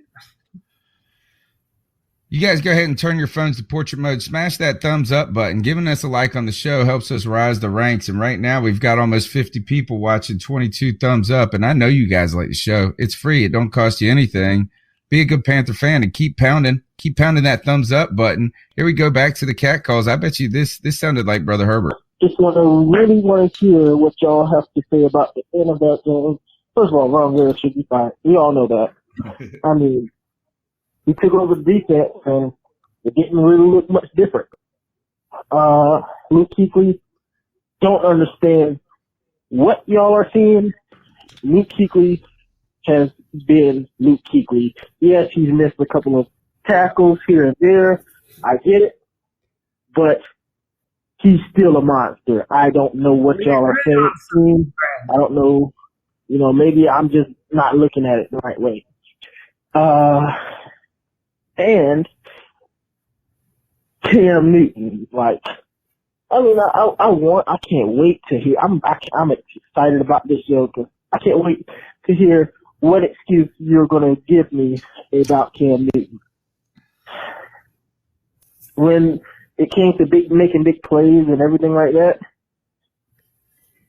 he underthrew Curtis Samuel for a wide open touchdown. I'll give him his shoulder. Okay, if his shoulder is hurt as bad as what they're making it on, okay, he underthrew Curtis Samuel. But what about when he threw the ball behind Ian Thomas? What about the pass, which it wasn't an easy throw, but in the end zone with Jerry's rights on fourth down, you have to make that throw. And then, why are we still going to Devin Funchess? I have no idea. But he threw it too high. Which, by the way, why are we throwing to Devin Funchess? Devin Funchess hasn't made a play in how long? Anyway, guys, that's just about my thoughts on the game. And I say much love, and I can't wait for the show. And keep pounding. Well, yeah, as it comes back is that Cam Newton has not won us a couple of games that he could have, and that has been disheartening despite the what has been rather consistent play, I feel like, through the season. But our offense has continued to put up significant amount of points, whether that's because of Cam Newton or in spite of Cam Newton. I'll let you decide that, Brother Herbert. Christian McCaffrey has been sensational. Cam Newton has been had this team putting up some offensive points, and we have not been a team that's necessarily had to come from behind, I feel like, all season long. There have been some moments, but really the defense has been has been so porous in allowing like someone said earlier, rookie to put up that many points. Cam Newton can't get out there and play defense, but he did continue, have late game opportunities, and he has not been able to capitalize this season.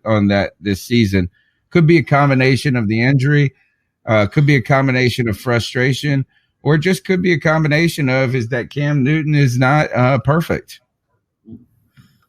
But he's absolutely not perfect. But it's time we head to the film for one play here, because Brother Herbert is specifically talking about this play. And before we go any further, listen, I want to say, and I told this to Tony before the show, I am willing to live and die on this hill. We have a bad offensive line. I don't care what anyone says. Chris Clark is another Matt Khalil. Even if you hate Matt Khalil, the difference between them is negligible. I'm sorry, it just is. But on on this throw, everyone says, "Oh, Cam Newton underthrew Curtis Samuel, and he should have stepped up into the pass." Would someone please tell me or show me, please, how exactly Cam Newton was supposed to step up into this throw? There literally isn't anywhere for him to step up. Van Roten misses his assignment completely. Khalil desperately tries to come back to save the play, and Cam Newton still puts it where it needs to be. How about this? Curtis Samuel needs to come down with that football. Now, you can say I'm biased all you want. That's just the film. There was nowhere for him to step up into that throw. So if you want to say I'm an apologist, that's fine. But don't be mad at me. Be mad at the offensive line that doesn't give our quarterback enough time to do a damn thing. And I mean it when I say it. Christian McCaffrey got there. Right.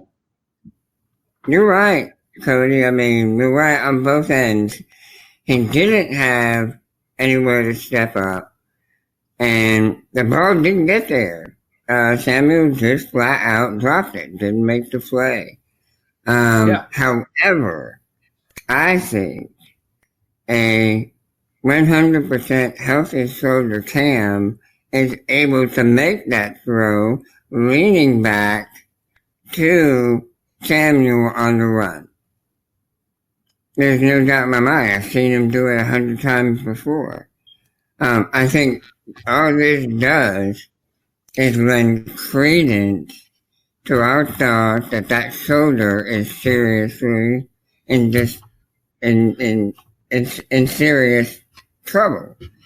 He should not be playing on it. I really believe that. That's what I think you're right, Joey. And this isn't excuse making, because look, as all I've said over and over in this show is that Cam Newton has not been able to capitalize on late game opportunities, because while the defense has been cruddy at times, or a lot of times, is that they also have tended to show up in some moments where it is helpful. You think back to Detroit, you got the ball, you get down there, you have an opportunity to win the game, you don't get it. At the same time, you've had a similar with Seattle, couldn't get past that field. Then you go and kick the field goal and turn the ball back over to them, and they got to go like 10 yards to get a field goal. You had that. I felt like we kept driving in the Tampa Bay game, and then Cam Newton kept throwing interception after interception. And I think here in this late game, again, is that with all of the cruddiness of it comes to the performance of the Panthers and the Panthers defense, you're still in a range to you're down 6 points with the ball, go down there and score a touchdown. What we have is we've had Cam Newton, who is a remarkable talent, who has played, who I think has played a lot better with Norv Turner than he has with in the past in some cases. But this is not the best season. This is not Cam Newton's best season. And he kind of jinxed himself when he said, I'm playing the best football ever. Because it turns out that a combination of an injury and a bad skid is that he's not playing his best football ever. And right now, this is on Cam. It's also on the offensive line. It's also on the defense. It's also on the coaching. It's not one entity. But here is the one problem with the offensive line, guys, is that we can single out Chris Clark as a nobody who came off his couch. It's understandable for that. Is Matt Khalil was paid a ton, and he's not even allowed. He's on like janitorial duty for the Carolina Panthers at the moment. That's what I would make if I paid somebody $50 million and they ended up not playing in games. I would make them like clean up the stands in the field. Like, sorry, you're getting paid, bro, and you'd be happy about it. But I think really one of the real weaknesses of this year has been the play of Ryan Khalil. And I don't think he's bad. Is that anytime you criticize someone, you're going to be like, oh, you're criticizing. But I think this is Ryan Khalil's finally aged out. He's getting, and he's having trouble. So here is that this is on, Cam has had an opportunity to play better, and he has not done it. And so if that is enough criticism, if that's not enough criticism, Brandon Herbert, I don't know, what else I can really say on that to appease the masses on that. But Yeah, you're right. Is that this is not Cam Newton at his best. Let's put it let's be clear with that. Next call. Yeah, this is Papa Brigham, Wilmington, NC, and I had to get my thoughts out right after the game. I just wanted to let everybody know that it's over. You know, it's a wrap, and don't. I agree. I want to say don't feel bad, but I know we all feel bad, and we should damn feel bad because we garbage. But halfway through the game, I was thinking to myself, would it be better to win and go 7-6 and, you know, continue to limp into the playoffs and have this fiasco of whether or not Ron Rivera is a coach? Or would it be better to just take this L? Hell, we already took 4 L's. What's the 5th one? So we did. We dropped this 5th L, and I think we all need to realize something. I think it's time for a new era in Carolina. Y'all remember when we had Jimmy Clausen, and it was right before we got Cam and the whole Ron Rivera squad. That team in that version of the Carolina Panthers changed drastically when we got a new culture change with Ron Rivera and Cam Newton. And I'm just feeling like it's time to get a new culture change in Carolina. No sweat to Ron and his staff. I think he'll have a job next season. I still stand by what I said. He's the greatest coach in Panther history. But for real, it's time for something new. I said it before. You don't come back for letting the team put 52 on you. Pittsburgh did this to us. And now our season is over and it's complete. I think there's a lot of things we should do. I think we should put several of our starters up and see what we got in other players. Cam Newton is obviously hurt. I don't know why they doing that man like that. He definitely missed that throw, the last throw. When we were in the end zone, he should have scored that touchdown. He missed that. How many times have we seen that this season? We've seen it way too many times. He's hurt. Why do we keep letting the man play hurt? Why didn't we get that field goal off? Why was there a delay of game penalty and we had to go back and not even kick a field goal? Why on third and goal, did Ron Rivera or North Carolina, whoever was in charge of the decision, decide to run the ball there, playing safe, playing scared? This is why we need a new culture change. I'm sick of it. Watching Panther football this season has been stress-inducing, anger-inducing. Me and my shawty been fighting. Everything has just been wrong. So feel better, fans, knowing that next year will be different. I honestly believe that this game was the nail in the Ron Rivera coffin.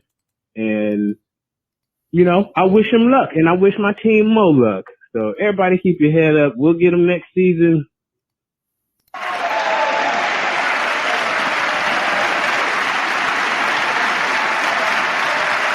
That right there is the call of the night so far. That's the thing, is that if we waste too much time talking about the Cam Newton, look, here's the thing: is Cam Newton ain't going nowhere. And if he is going somewhere, that's what you should be crying about at the end of the day, because that means he's hurt and something has gone south that we're not going to be able to use him. But this is a calamity of errors. That's what it is. It's a calamity of errors. And Cam Newton was part of the problem, not part of the solution in this case. So great call there. That was Papa Brigham, I believe. Thank you for that call. Keep pounding. What's up, guys?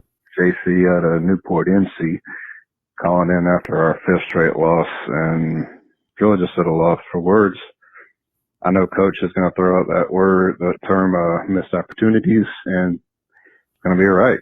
We had too many opportunities to take the lead in that game, and we just missed it. So I guess we got to win out, but I don't see that happening. I really don't want it to happen at this point. Let's just move on, let's rebuild this thing. We got some key pieces. We can come back next year even stronger. I'm going to keep on pounding. I hope you guys do the same. Out. I don't think we're as far now. I think it's going to be the pieces we do have to replace, guys, are going to be difficult. There's going to be some offensive line that you're going to have to figure out in a quick minute. And the defensive line is going to take potentially an entire overhaul in some ways. And, you know, I don't know who's safe other than KK Short. But it isn't out of the realm of possibility with the talent that we had. You saw DJ Moore continue to showcase in this game. You've continued to see Curtis Samuel, I feel like, grow as a player. Some things to be happy about with Ian Thomas. To me, the real issue is, and one that is very disconcerting to me, is one of Brother Herbert's people that he hates, is that is James Bradbury has not progressed as fast and as well as I wanted to see him progress. And now I'm starting to have suspicions about him being able to continue to get better and to play in a long-term role as a number 2 corner. So not a lot of pieces to replace, but a lot of times teams can do this quicker than you think. Joey, are there enough linchpin talents on this team to build around quickly enough, or is this going to be a multi-year potential rebuild? Yeah, I think we have enough talent where we can just add some pieces and be right back in contention. And not only that, but it's young talent. So, next year we can add a few, and the year after we can add a few. So I can easily see us being contenders for the next several years.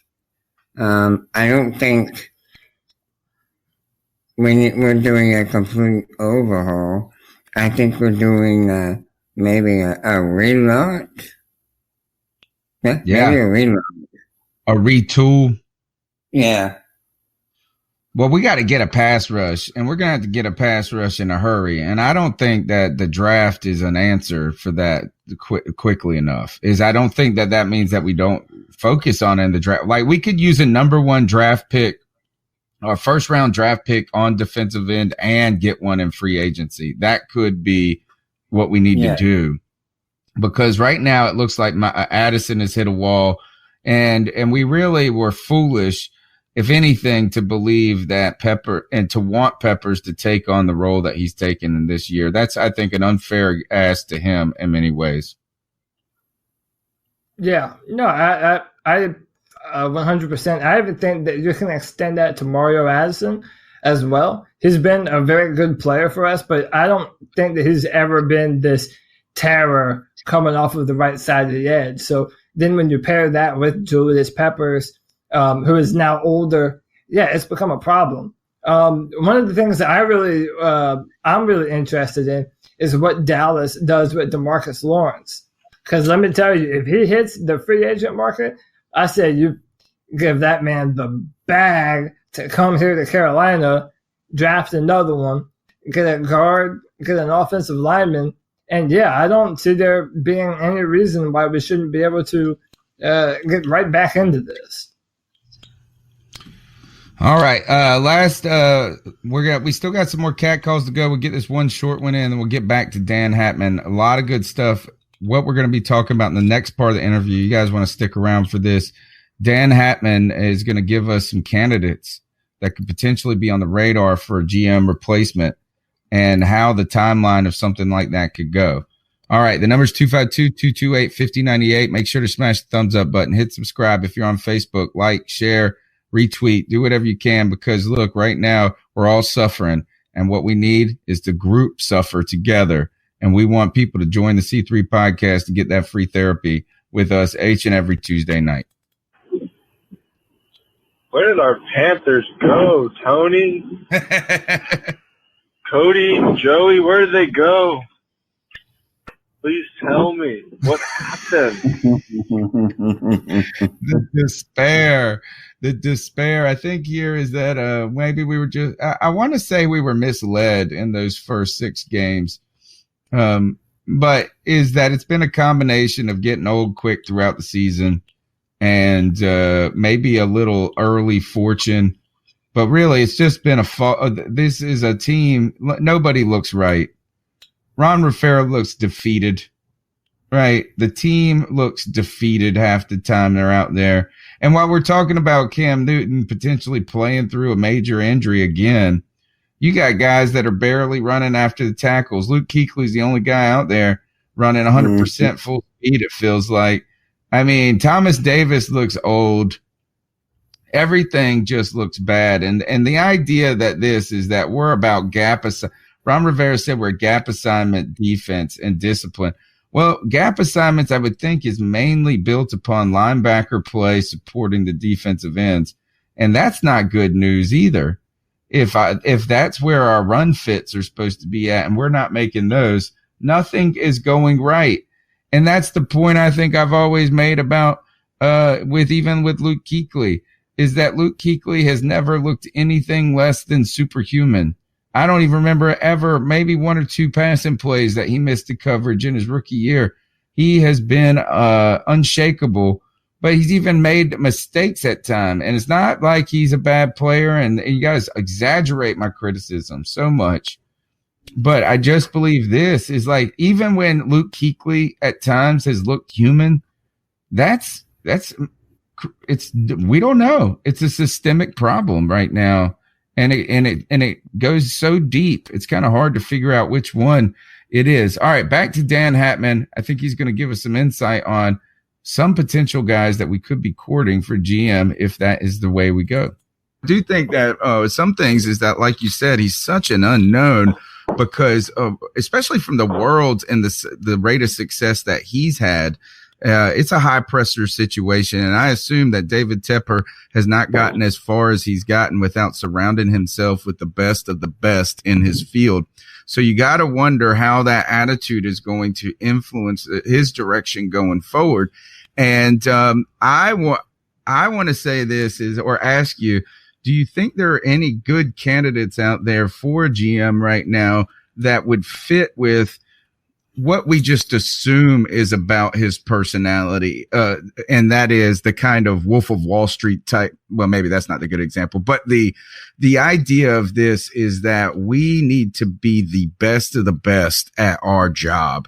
Because I feel like Tepper probably places that burden on himself when he's managing that amount of money. And there's not a lot is that I want the best guys. So who are the best guys to go at? The name that was on your list last year that I think that said the guys on everyone's list that no one thinks will move. It's a year removed. Nick Caserio is the guy that some people among the circles that I just discussed with have just been interested in because of the way he talks about doing the draft. So we're just using anecdotal evidence, but who is the best of the best right now, potentially? Well, it's hard because, I don't have a personal relationship with all the candidates to say, with conviction that one's superior to the other. So I, like most people, have to look at, the team's win-loss record, their draft record, what the organization says about things that are progressive. We're in a place now where data and technology is ever growing, can be really helpful and impactful, not to make decisions, but to aid in making decisions. So, the last couple of years, two really exciting candidates for a lot of people have been the two co-directors of player personnel in Seattle, Scott Fitter and Trent Kirchner. The late now Paul Allen, may rest in peace, grew up in the Microsoft thing. So there's plenty of technology and data being used. Seattle's been a consistent competitor since that front office came together. Those individuals have been core to that. We've seen that organization that was supposed to have a down year this year, according to pundits, still remaining very competitive. So those guys are going to be high on most people's list. Minnesota, again, been competitive the last number of years. They've done well in the draft, certainly, especially with their high picks, particularly on defense, consistently panning out is a great tip of the cap. Know that organization's made a move into being more, heavily leveraging some data and some metrics to help them decide what they want to do. So George Payton, their vice president of player personnel, along with Jamal Stevenson, their college director, are going to be interesting. You mentioned Caserio. I'm still not of the belief that anybody's going to get him out of there. I think his relationship with Robert Kraft is critical, much like Johnson Turner last year. He's going to leave, and then I guess sits down with Kraft and decides to stay. I assume Robert Kraft is not ignorant of the fact that Bill Belichick cannot possibly coach forever. And so maybe they have some long-term plans there for what's going to happen, like Eric DaCosta in Baltimore, who's taking over for Ozzie Newsome, right? Eric was always on the top of this list. Now they finally activated their transition plan. Eric will be taking over after the conclusion of the season as a top decision maker.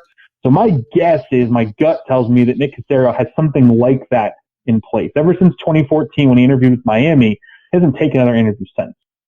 So I think there may be some conversations there about his long-term future in those areas. So those are the guys that are, when I talk about the Kirchners, the Fitters, you talk about, again, George Payton, Jamal Stevenson. those are the guys that are known and may touch upon, again, more of the progressive side. You know, a couple of the guys that I actually have a relationship with that on the football side have always impressed me are the Louis Riddicks and Terry McDonoughs of the world, just from what I've learned from them on the football side. And, you know, the list, and actually I'm going to publish this year's research on Monday. You know, the list has 20 names on it in these different groups, people that have been heavily in the interview circuit, people that are just getting on it, people that may be getting on it, former GMs who might be earning another shot, like Jeff Ireland in New Orleans or Brian Zanders with the Rams. Zanders is known as a football operations systems expert, built a lot of the scouting systems and data and technology in Denver, did a lot of that work in Detroit before going and helping the Rams do the same thing. He might be really exciting to someone like Tepper. So again, because he's such an unknown at the top of the organization, I'd probably end up having to rattle off 10, 12 names to try to cover all the bases. Yeah. Isn't Dan Morgan, former Panther, involved in that front office in Seattle? He moved this year to Buffalo. Okay. To be there, the director of player personnel up there. But yes, he was the pro director in Seattle, at least the last 6 or 7 years. Now, and I think Dan will absolutely be on the circuit not too long. Typically, the way this stuff goes is the guys that have been on the circuit, you know, they weed through those names for 2 or 3 years before kind of the next group gets to jump on. But with his history playing, his history in Seattle, and if Buffalo turns around, my guess is we'll see Dan getting some interview shots here in the next few years. Super interesting. If you were David Tepper and you were, you know, kind of feeling this out right now, and that's kind of what I assume that really that Jason La Canfora report is really about, is that he's probably, if there is real teeth to that it's more just feeling out among, like you said, those people who he's listening to about how to maybe approach this going forward. Do you think that he's going to make his decision sooner than later in his head, not announce it? But that is, I mean, we're going into Cleveland. We're on a 4-game streak. Maybe if you are going to turn the page, don't you need to do it with some decisiveness early so you can get ahead of this? I would think so. And again, you talked about, you know, 11 billionaire. He's made some critical decisions in the past that have been impactful. So I would hope that his, you know, decisiveness is not going to be an issue on this. Yes, I imagine these guys do 6, 8, 10 weeks worth of legwork usually before the announcement comes, kind of behind the scenes, you know, poking and prodding at things, maybe even, you know, whispering to some agents out there, hey, if we were to do something, would your guy be interested type stuff. You know, you hear all those kind of rumors every year on how the process is unfolding again behind the curtain on this. But, you know, we talked about it before when I mentioned, you know, John Dorsey in Cleveland or Brian Gutekunst in Green Bay. You know, GMs want to have their own guy. I don't see any difference in the ownership group, right? The last ownership group move we saw up in Buffalo, the Pagulas allowed Doug Whaley basically a season. Actually, he got to work through a draft process. And then right after the draft, they released the whole staff, brought Brandon Beane in and let him have free reign on building his staff from scratch. That may be a model that Tepper looks at and says, you know, instead of hiring a GM in January and saying, oh, yeah, by the way, build your whole staff, scout this whole draft class, prep for free agency, build this team the right way, all in the next 4 months. In Buffalo, and they let Brandon Beane come in after the draft and having a full cycle. All summer to build your staff, slowly, methodically getting ready for the season, put all your people in the field during the season, doing the things they usually do, collect your information, and then ready to roll in the off season with your team build, your first team build with months and months and months of prep time, as opposed to, hey, you got about 4 or 6 weeks, figure it out. So that would lend to maybe Ron Rivera staying if that was the case, if that was the strategy to go forward. Well, in Buffalo, obviously they hired Sean McDermott, you know, in that period of time. My understanding is that might have been the owner's discretion or what have you. And then they ended up kind of reverse engineering it where they paired GM candidate that had a relationship with the head coach so the two could be married together and move forward. Man, tremendous. All right, Dan, I've taken enough of your time. Thank you so much for joining the CP. All right, that's Dan Hatman of the Scouting Academy. You can find I'm going to publish the full interview in the next day or two on the podcast feed. I'll put it up on the website before then. But one of the things that's interesting that is hard for us to understand, guys, as we scream at with our pitchforks in hand outside the gates of Panther Stadium on Mint. What is it? Mint and what? Mint and Moorhead. Mint and Moorhead. Yep. So whereas we're ready to storm the Bastille essentially and take Ron Rivera's head, and maybe even burn Marty Herney at the stake in the process, that some of this though is not about what you want, what you think is the right move at this moment, but some of this has to do with timing. And what I'm interested in is that we've heard people say that maybe that Tepper will have patience here instead of it. Is what I think is this is that we don't know how the process fully goes, and it's such a big move to bring in that top bottom change. I'm kind of leaning towards the idea that if we haven't already made the decision to do this and already installed these things like now, that we're getting a little too close to the window's closing on it. And I'm starting to say, I wonder if we could bring in a new GM after the draft. Like he said, let him prep for a full year, stick with Ron Rivera one more year, see what Norv Turner gets you. And if it isn't anything better than 11-5 and a deep playoff run, then it's time to, like he said, he said at one point that there are that Dave Gettleman, Ron Rivera is the only coach in recent history who has survived the GM change. Even Mike McCarthy is one of those players, GM change, and that was from an internal promotion. So the guy was with the organization the whole time, knew McCarthy, moved up, and then 10 games into the season, fires him, and now it's time to install his vision. I think the timing's going to be imperative, guys.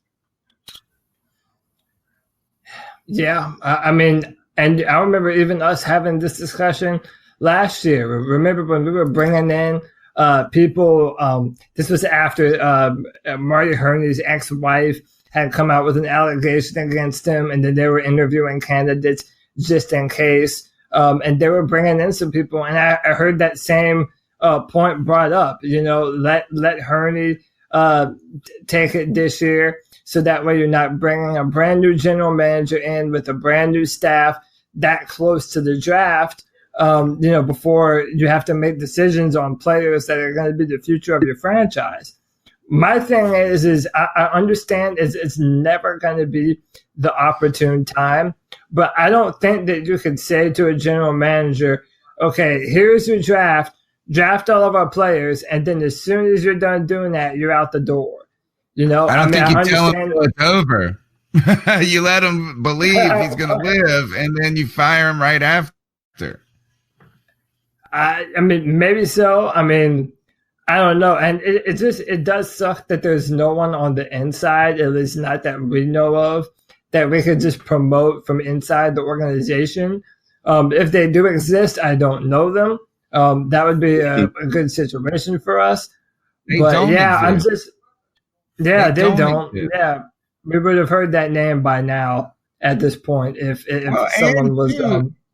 We have to remember, in the insane way that this transition occurred, firing Dave Gettleman on a whim 3 days before training camp starts, bringing in an interim guy where you don't even hold interviews. Then you hold some farcical interviews as the team is being sold in shame. Really, this a lot of people say this maybe this is really on Jerry Richardson for leaving an organization in tatters on the way out the door, taking his money and running and grabbing a girl on the butt on the way out. Absolutely. But we are not in a place right now of supreme stability. Right now, you've got a lot of questions. Is Marty Herney really a guy that you could build on in the future? And I don't think that I think that, look, we've seen over a decade of Marty Herney, And thank you for your service. Very good job in this draft. But I don't know if you're the guy that's going to have the chops to do this for the next 10 years and build a new vision. Ron Rivera has showed that he is not a great talent evaluator. And the problem that I have is that if you go check out the full interview, he talks about how many levels there are to scouting a player and how some coaches pull for players. And this is obviously Ron Rivera has not either had enough strength in that war room or enough scouting, feel for players that has turned into tremendous success in the draft. Because, look, all eyes are on picks 1 and 2, but we've seen a lot of 3, 4s, and 5s walk out the door, and unceremoniously as well. And then we've also seen Ron Rivera just sit guys on the shelf.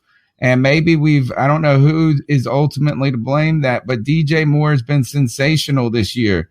Curtis Samuel has been playing his mind, and they continue to go with these guys, and even Ian Thomas. So I don't think that Ron Rivera is going to be a player as a coach GM. He would have a lot of success either. So this is kind of a mess in some ways that probably can only be fixed by sticking it out for a year, in my opinion, and starting over fresh at a right and opportune time. If not, the plan better be installed right now. Yeah. Yeah, and have you noticed that ever since Greg Olsen got hurt, now you're seeing more of Ian Thomas? I mean, and he played well. He played very good. And anytime I see Chris Manhurst on the field, a little part of my soul dies. Okay, and this was before Greg Olsen got hurt. Why does Ron Rivera refuse to play his young talent? Why do older guys need to get hurt before you play the younger, more talented people? It's a problem. That's part of the reason why we all want him out. Yeah. All right. I mean, go ahead, it's sad when the coach can't even evaluate the talent you have on the team, let alone trying to search for a draft prospect.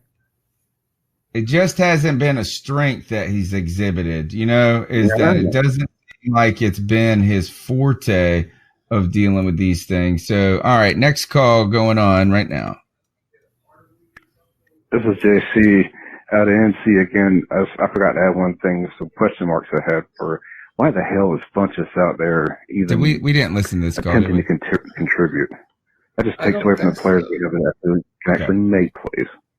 I didn't understand that. Just the 2 cents, throwing it in there, go and drink some more Miller Lite, get some work done. Y'all have a good night. He's got. I tell you why if Devin Funchess is out there is because you don't have any other big-bodied receiver that. And you know what is that it's even showed that just his physical stats alone, his size, haven't been enough to keep him out there. He's looked broken.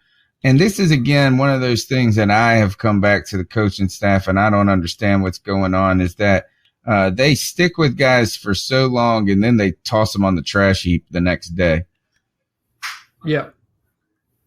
Good news. Go ahead. No, go ahead. I was going to say good news, and I was about to pull up the snap count, is one bright spot that we haven't mentioned is Cameron Artis-Payne had a first down pickup. On the one play I saw him play right here, and let me see, and that is while we go to the next call, I'll savor that moment a little longer. Poor Cameron Artis-Payne, he should hate everybody in the whole building over there.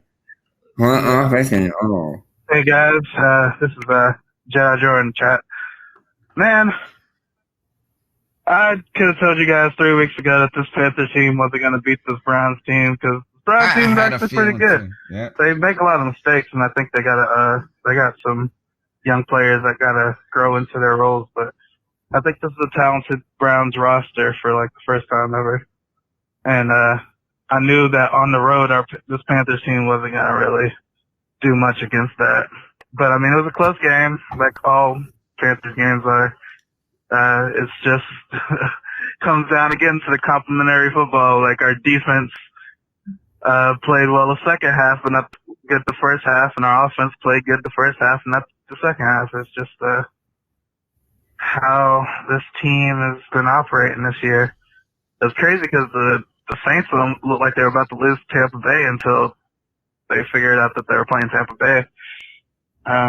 They almost lost to the It's Browns, always too. good to see the Falcons lose, but it's been a rough stretch here.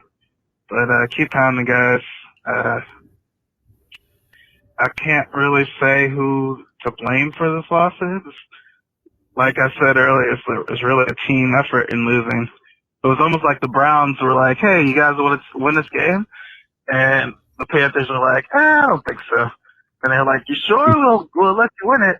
But then they're like, nah, we'll take the loss, the draft picks. But anyway, guys, keep on. Have a good one. Bye. Thanks, Jedidor. I gotta say it quicker. Jedidor. And I was right, guys. Sometimes I can just trust my eyeballs in a game that I half watched and that I have not been able to watch. Like a lot of times I watch these games 2 and 3 times before the show. And, Cameron Artis-Payne with a whopping 1 offensive snap. This poor guy, he got a first down though, baby. He got a first down. Cameron Artis-Payne, I love you, man. I love you, and I hope that sometime you actually get to play football. Fellas, this is Big Craig McCoy, North Carolina, just calling in. Man, I think it's time to do something about Cam. Y'all can say it ain't him, but missed 2 wide open Jarris Wright passes twice in 2 weeks, 3 weeks for the win.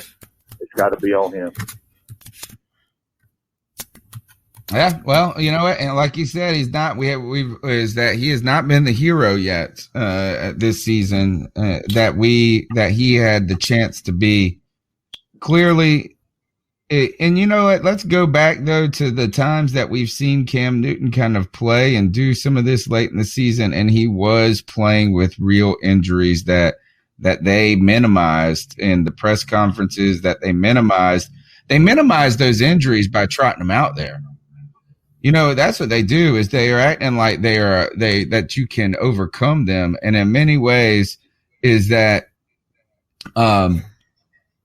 what you're getting is you're getting a Cam that's not 100% Cam. And then he's making some bad decisions and at some times, and he's just not coming through in the clutch at this moment. But like a lot of people said in the chat room, let's get that shoulder tuned up and let's ride and die with Cam Newton. Because I tell you this, is you could go pay $80 million to Kirk Cousins.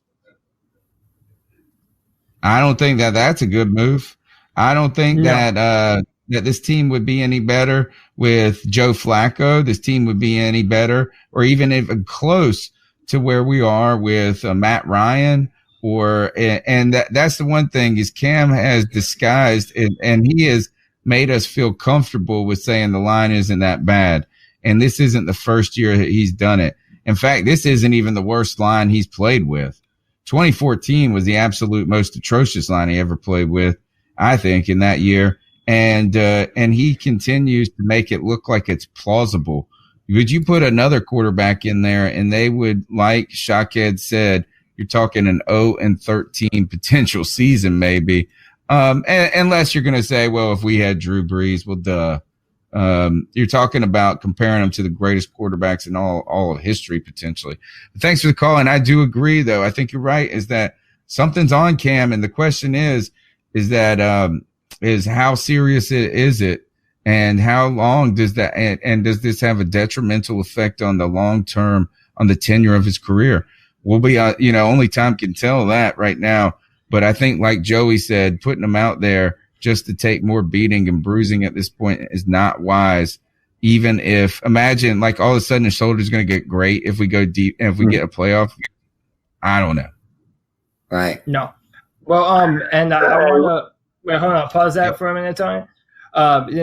So this is to Brandon Herbert, to Carl D, everyone that says I'm a Cam Newton apologist.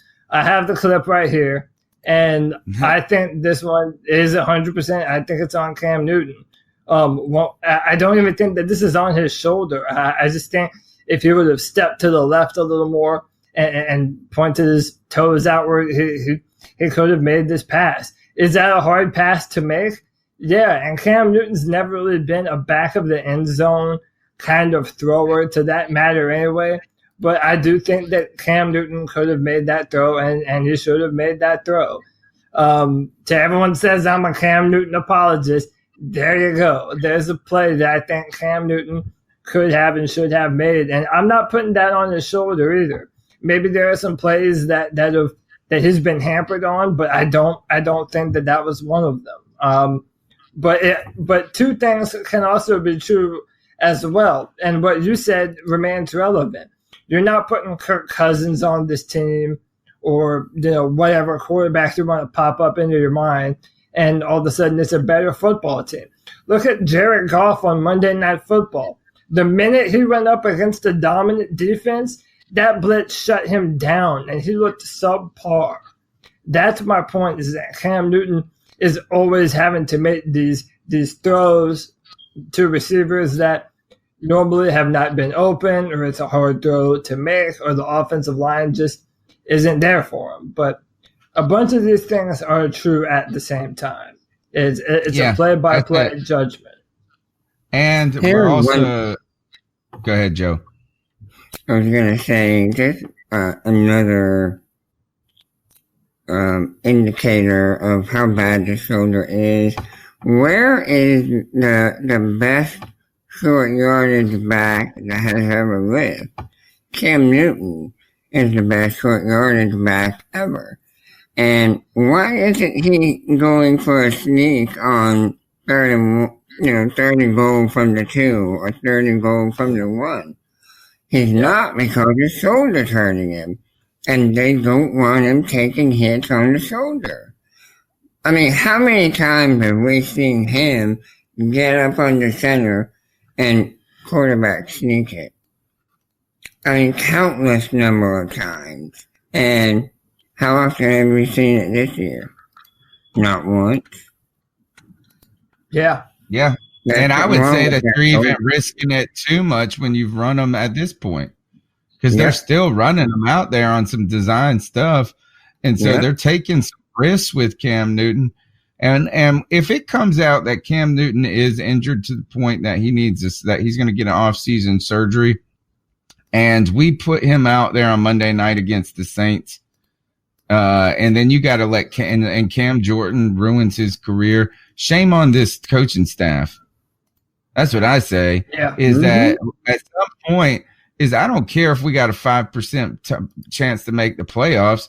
You know what? What do we got? If you don't got Cam Newton up there, then we got what? A 5% chance of making the playoffs with Taylor Heineke, and realistically a 0% chance of making the playoffs. And really 5%? Come on. 5%. What? Yeah, I really believe that Cam needs to be shut down, and I'm sure Cam is saying, no, I want to play. I'm sure of that, because he's such a competitor. But these coaches have to be smarter than Cam and say, look, we know you want to play, and 60% of you is better than 100% of the backup. But we got to think about a year from now, 2 years from now, 3 years from now. Are we trying to, is this it? Is this, all or nothing? No, it's not. We still have Cam under contract. This year's a wash. 5%, it's not worth it. Oh, it went up to 9% after the Minnesota loss, Jeddah Jor says. I just want to make one last point here. One of my greatest fears in relation to Cam Newton is that he ends up getting more and more hurt, and that we miss his prime, and that Cam Newton will have come and gone through Carolina with nothing to show for it other than the good memories that we have of him on this football team, and that he will historically be looked at as a once-in-a-lifetime athletic, generational quarterback. Those are two different things, but that is under service by the team that he was on, that didn't put a high-class offensive line around him that didn't put him high-end perimeter weapons until, these past 2 seasons or what would be considered the end of his career. Just under service from the jump. Then on top of that, being one of the more heavily criticized quarterbacks in all of football and having to go through all of that, that's my fear. That people will then realize what Cam Newton meant to this football team when it's far too little and far too late. Jetta George says, I also have a 14% chance of dating Ariana Grande and having her write a dope song about me. Oh, hey, man, keep on dreaming, dude. It might happen. 14%. Yeah. Hey, look, let me tell you a little story. I might have mentioned this on the podcast earlier.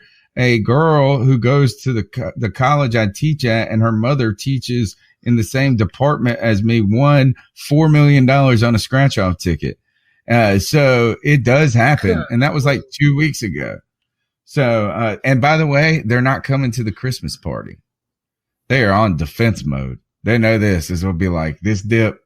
That's all you got. That's all you got with $4 million. Hey guys, I'm looking at the show now. I know you guys are talking about GMs right now, but I just wanted to throw a head coaching idea out there. I know you guys are probably tired of defensive guys, but the philosophy is defense wins championships. That's what has the Steelers with 7 championships and the Patriots, the Patriots with 5 of their own. So I was thinking about a guy like Vic Fangio out of defensive coordinator out of Chicago Bears. He hasn't had a head coaching job in the NFL yet, and he has a history with Jim Harbaugh as well. So if Jim Harbaugh decides to gets fired from Michigan, he can possibly come in as offensive coordinator in later years. I just wanted to get you guys' thoughts on that. Keep on, guys. Yeah. Did you say yuck? Yeah, I don't like that idea at all. Why? I just don't care for Vic Fangio. I mean, I think he's a good coordinator. I don't see him. I just don't see him as a head coach. And Jim Harbaugh, God no, I don't want Jim Harbaugh. I want him associated with the team anyway. Him and Cam would be fighting all the time. That's a recipe for disaster. I don't know. I don't know how to figure it out. Right now, I'm just more interested in getting a GM and letting them tell me who the guy should be. Well, Harbaugh is never leaving Michigan. I don't know where this is coming from. Right. He'll never voluntarily go. Not that Urban Meyer's gone now. Yeah, exactly. There's no reason for Harbaugh to not win the Big Ten every year. But even still, and even if you brought in Dick Fangio, they run not Dick, Vic. They run a 3-4. They run a 3-4 up in Chicago, and we run a 4-3. So if he came down here and he wanted to run that kind of system, you would have to basically draft the players that fit that kind of defense. Which isn't a problem right now since we got to have a full damn overhaul. I mean, yeah, if you would do that, now would be the time. And another misconception is that if you have a defensive-minded head coach, is like they're going to be archaic on offense. That isn't true either. What it does mean, though, is that whenever you have a head coach that's tilted one way or the other, it means that long-term, your team is going to be that. Because coordinators come and go, Their head coaching jobs open up and they leave, and then you have to bring in another guy who does another system. But the reason why I want an offensive head coach is for the rest of Cam Newton's career, I want him to have a head coach that will be with him and help him to really mold this offense around Cam Newton from now until the end of Cam Newton's career here in Carolina without him having to worry about not having a stable play caller.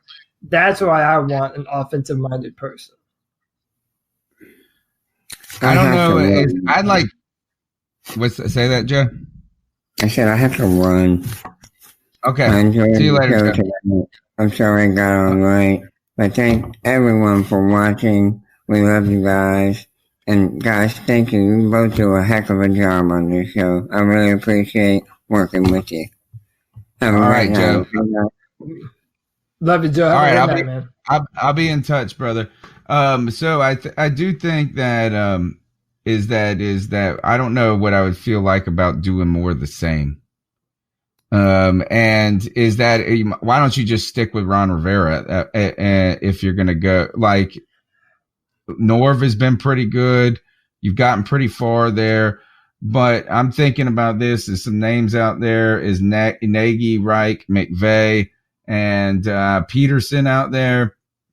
Is that the league right now? Is I don't know. I bet you it would be a lot better, a lot easier to have a really good defensive coordinator that could just maintain that, instead of them having to be the head coach that generates that philosophy there. Because I always wondered this, is that like Ron Rivera, they said that they asked him in the press conference today, Cody, is that if he didn't like one of the calls that Norv Turner made, and he said, if I thought it was wrong, I would say something to him. But don't you think Norv Turner would say, I know more about offensive football than you, I forgot more about offensive football than you ever known in your whole life? Rivera, like, I mean, how can you, if you're not like a guru there, be critical of the offensive coordinator at any point? Well, maybe, but at the same time, I feel that Norv Turner would be old-fashioned enough that he might respect the hierarchy, and that he came here to be the coordinator, and Ron Rivera is the head coach, and the head coach calls the shots. So maybe that's true, but maybe it's even more true that Ron Rivera doesn't feel that he has the type of pay grade to even be able to tell Norv Turner what to do on certain situations, because that's not what Ron does, and that's what Norv has cut his teeth doing. All right. Well, all interesting stuff that we'll be watching really at the back end of the show. Now, do you want to ask you anything that you're interested in at this point? Monday night, the Carolina Panthers host the New Orleans Saints. They have an 8% chance of making the playoffs. Where do you want to see? What do you see happening? What's on your mind about going to into the national spotlight this week in a team that's been reeling for the last 5 weeks? So I'm not very excited at all. Not because I don't think our defensive line matches up well with their offensive line. But on top of that, and I've said this before, my brother is a diehard Saints fan. So every time the Saints beat the Panthers, I will hear about it and hear about it and hear about it and then hear about it some more. So, yeah, I mean, I still do have, maybe it's just that eternal optimism inside me. But I do have hope that, we're motivated to come in and play spoiler. And if we want to even sniff the playoffs, we have to have this, man. We have to be at home in prime time. Everyone's watching. The last time we were in prime time, the Pittsburgh Steelers dirt stomped us. I mean, this is for our fortitude, man. Our well-being of who we believe we are as a football team. If we want this, it's time to fight. It's a division rival. Come out with the mindset of we're going to defend our dirt and slap them in the mouth. And if you don't do that, it'll be a long, long night. Yeah, you want to save some face here. I think that beating the Saints would go a long way into saving Ron Rivera. That's probably necessary in this run to save his job, probably. Yeah. It's just hard. Is that we play our division rivals tough each and every time. And the Saints, they're not they're not impenetrable. They've shown some moments where they've been vulnerable, but right now it just seems unreasonable to believe that it's a likely thing. It's not a probable thing. Is it a possible thing? Sure. But you got to hope that this defense can find a way to muster up something against Drew Brees in that offense. Because I promise you right now, the Saints are a good run stuffing team. They have been good on the pass. Yeah. They're a good team all around. That's the thing. They're a better team than us right now. So if we beat them, I hope that we just really, to be honest, keep it close. And it's not just a miserable shellacking. And I know people are like, oh, you don't believe in our team. Don't ever give up. No, I'm just, at some point the writing's on the wall. Right. And I don't want to see Cam Newton get seriously injured and this extend from a 5-game losing streak into a 18-month losing streak.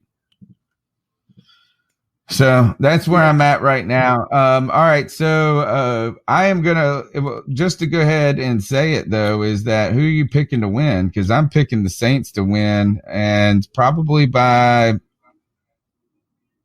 I'm going to say 10 points minimum right now. I'm saying this is something like 34-24 maybe. Yeah, I'm hoping that we can put up a good offensive performance, but I'm hoping that Maybe we can I at should say least 33. Yeah, I'm hoping that we're able to keep it close for the duration of the game.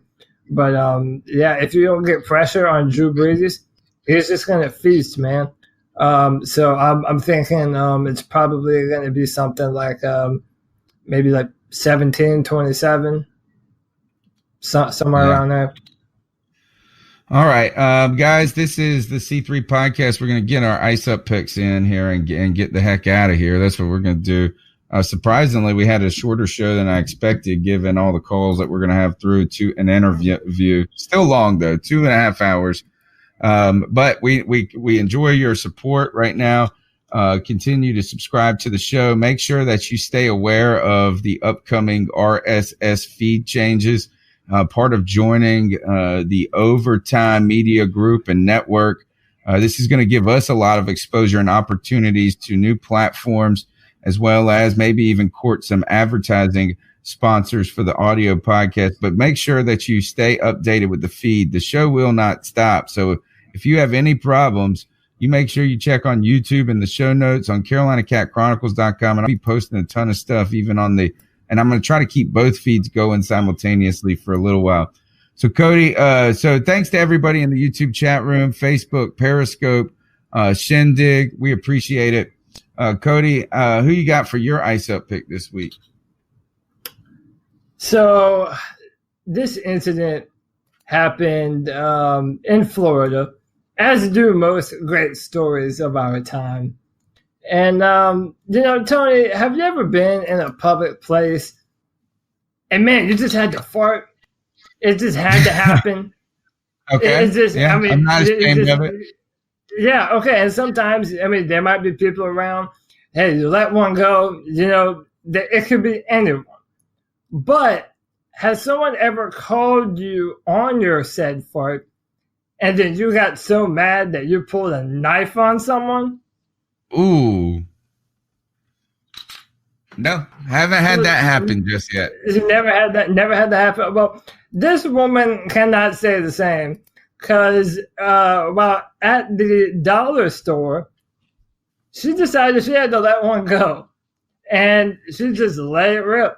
And I guess the man behind her got all offended and mad that she did it and said, oh, yeah?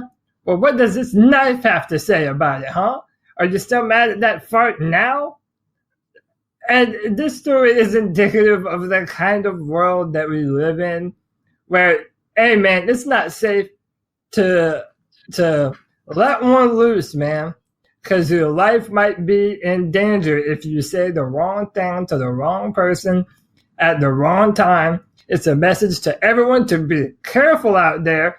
Don't just let go of a random fart. Someone might pull a knife on you in that scenario. So to this woman who it looks as though she's having a rough life, I still have to say, ice up, son. Ice up. My ice up pick goes to Ramsey Burse.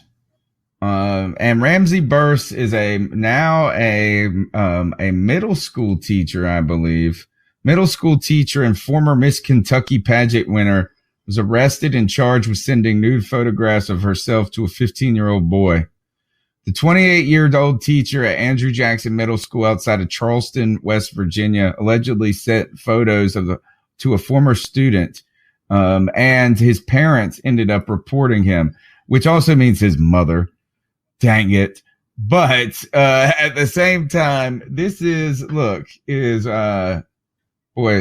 think there's just some mental health issues here, is that if you're a married woman and you are attracted to a 15-year-old boy, is that if I wasn't a dude who kind of has to grin and smile about that mess in the end of the day, is that's still pedophilia.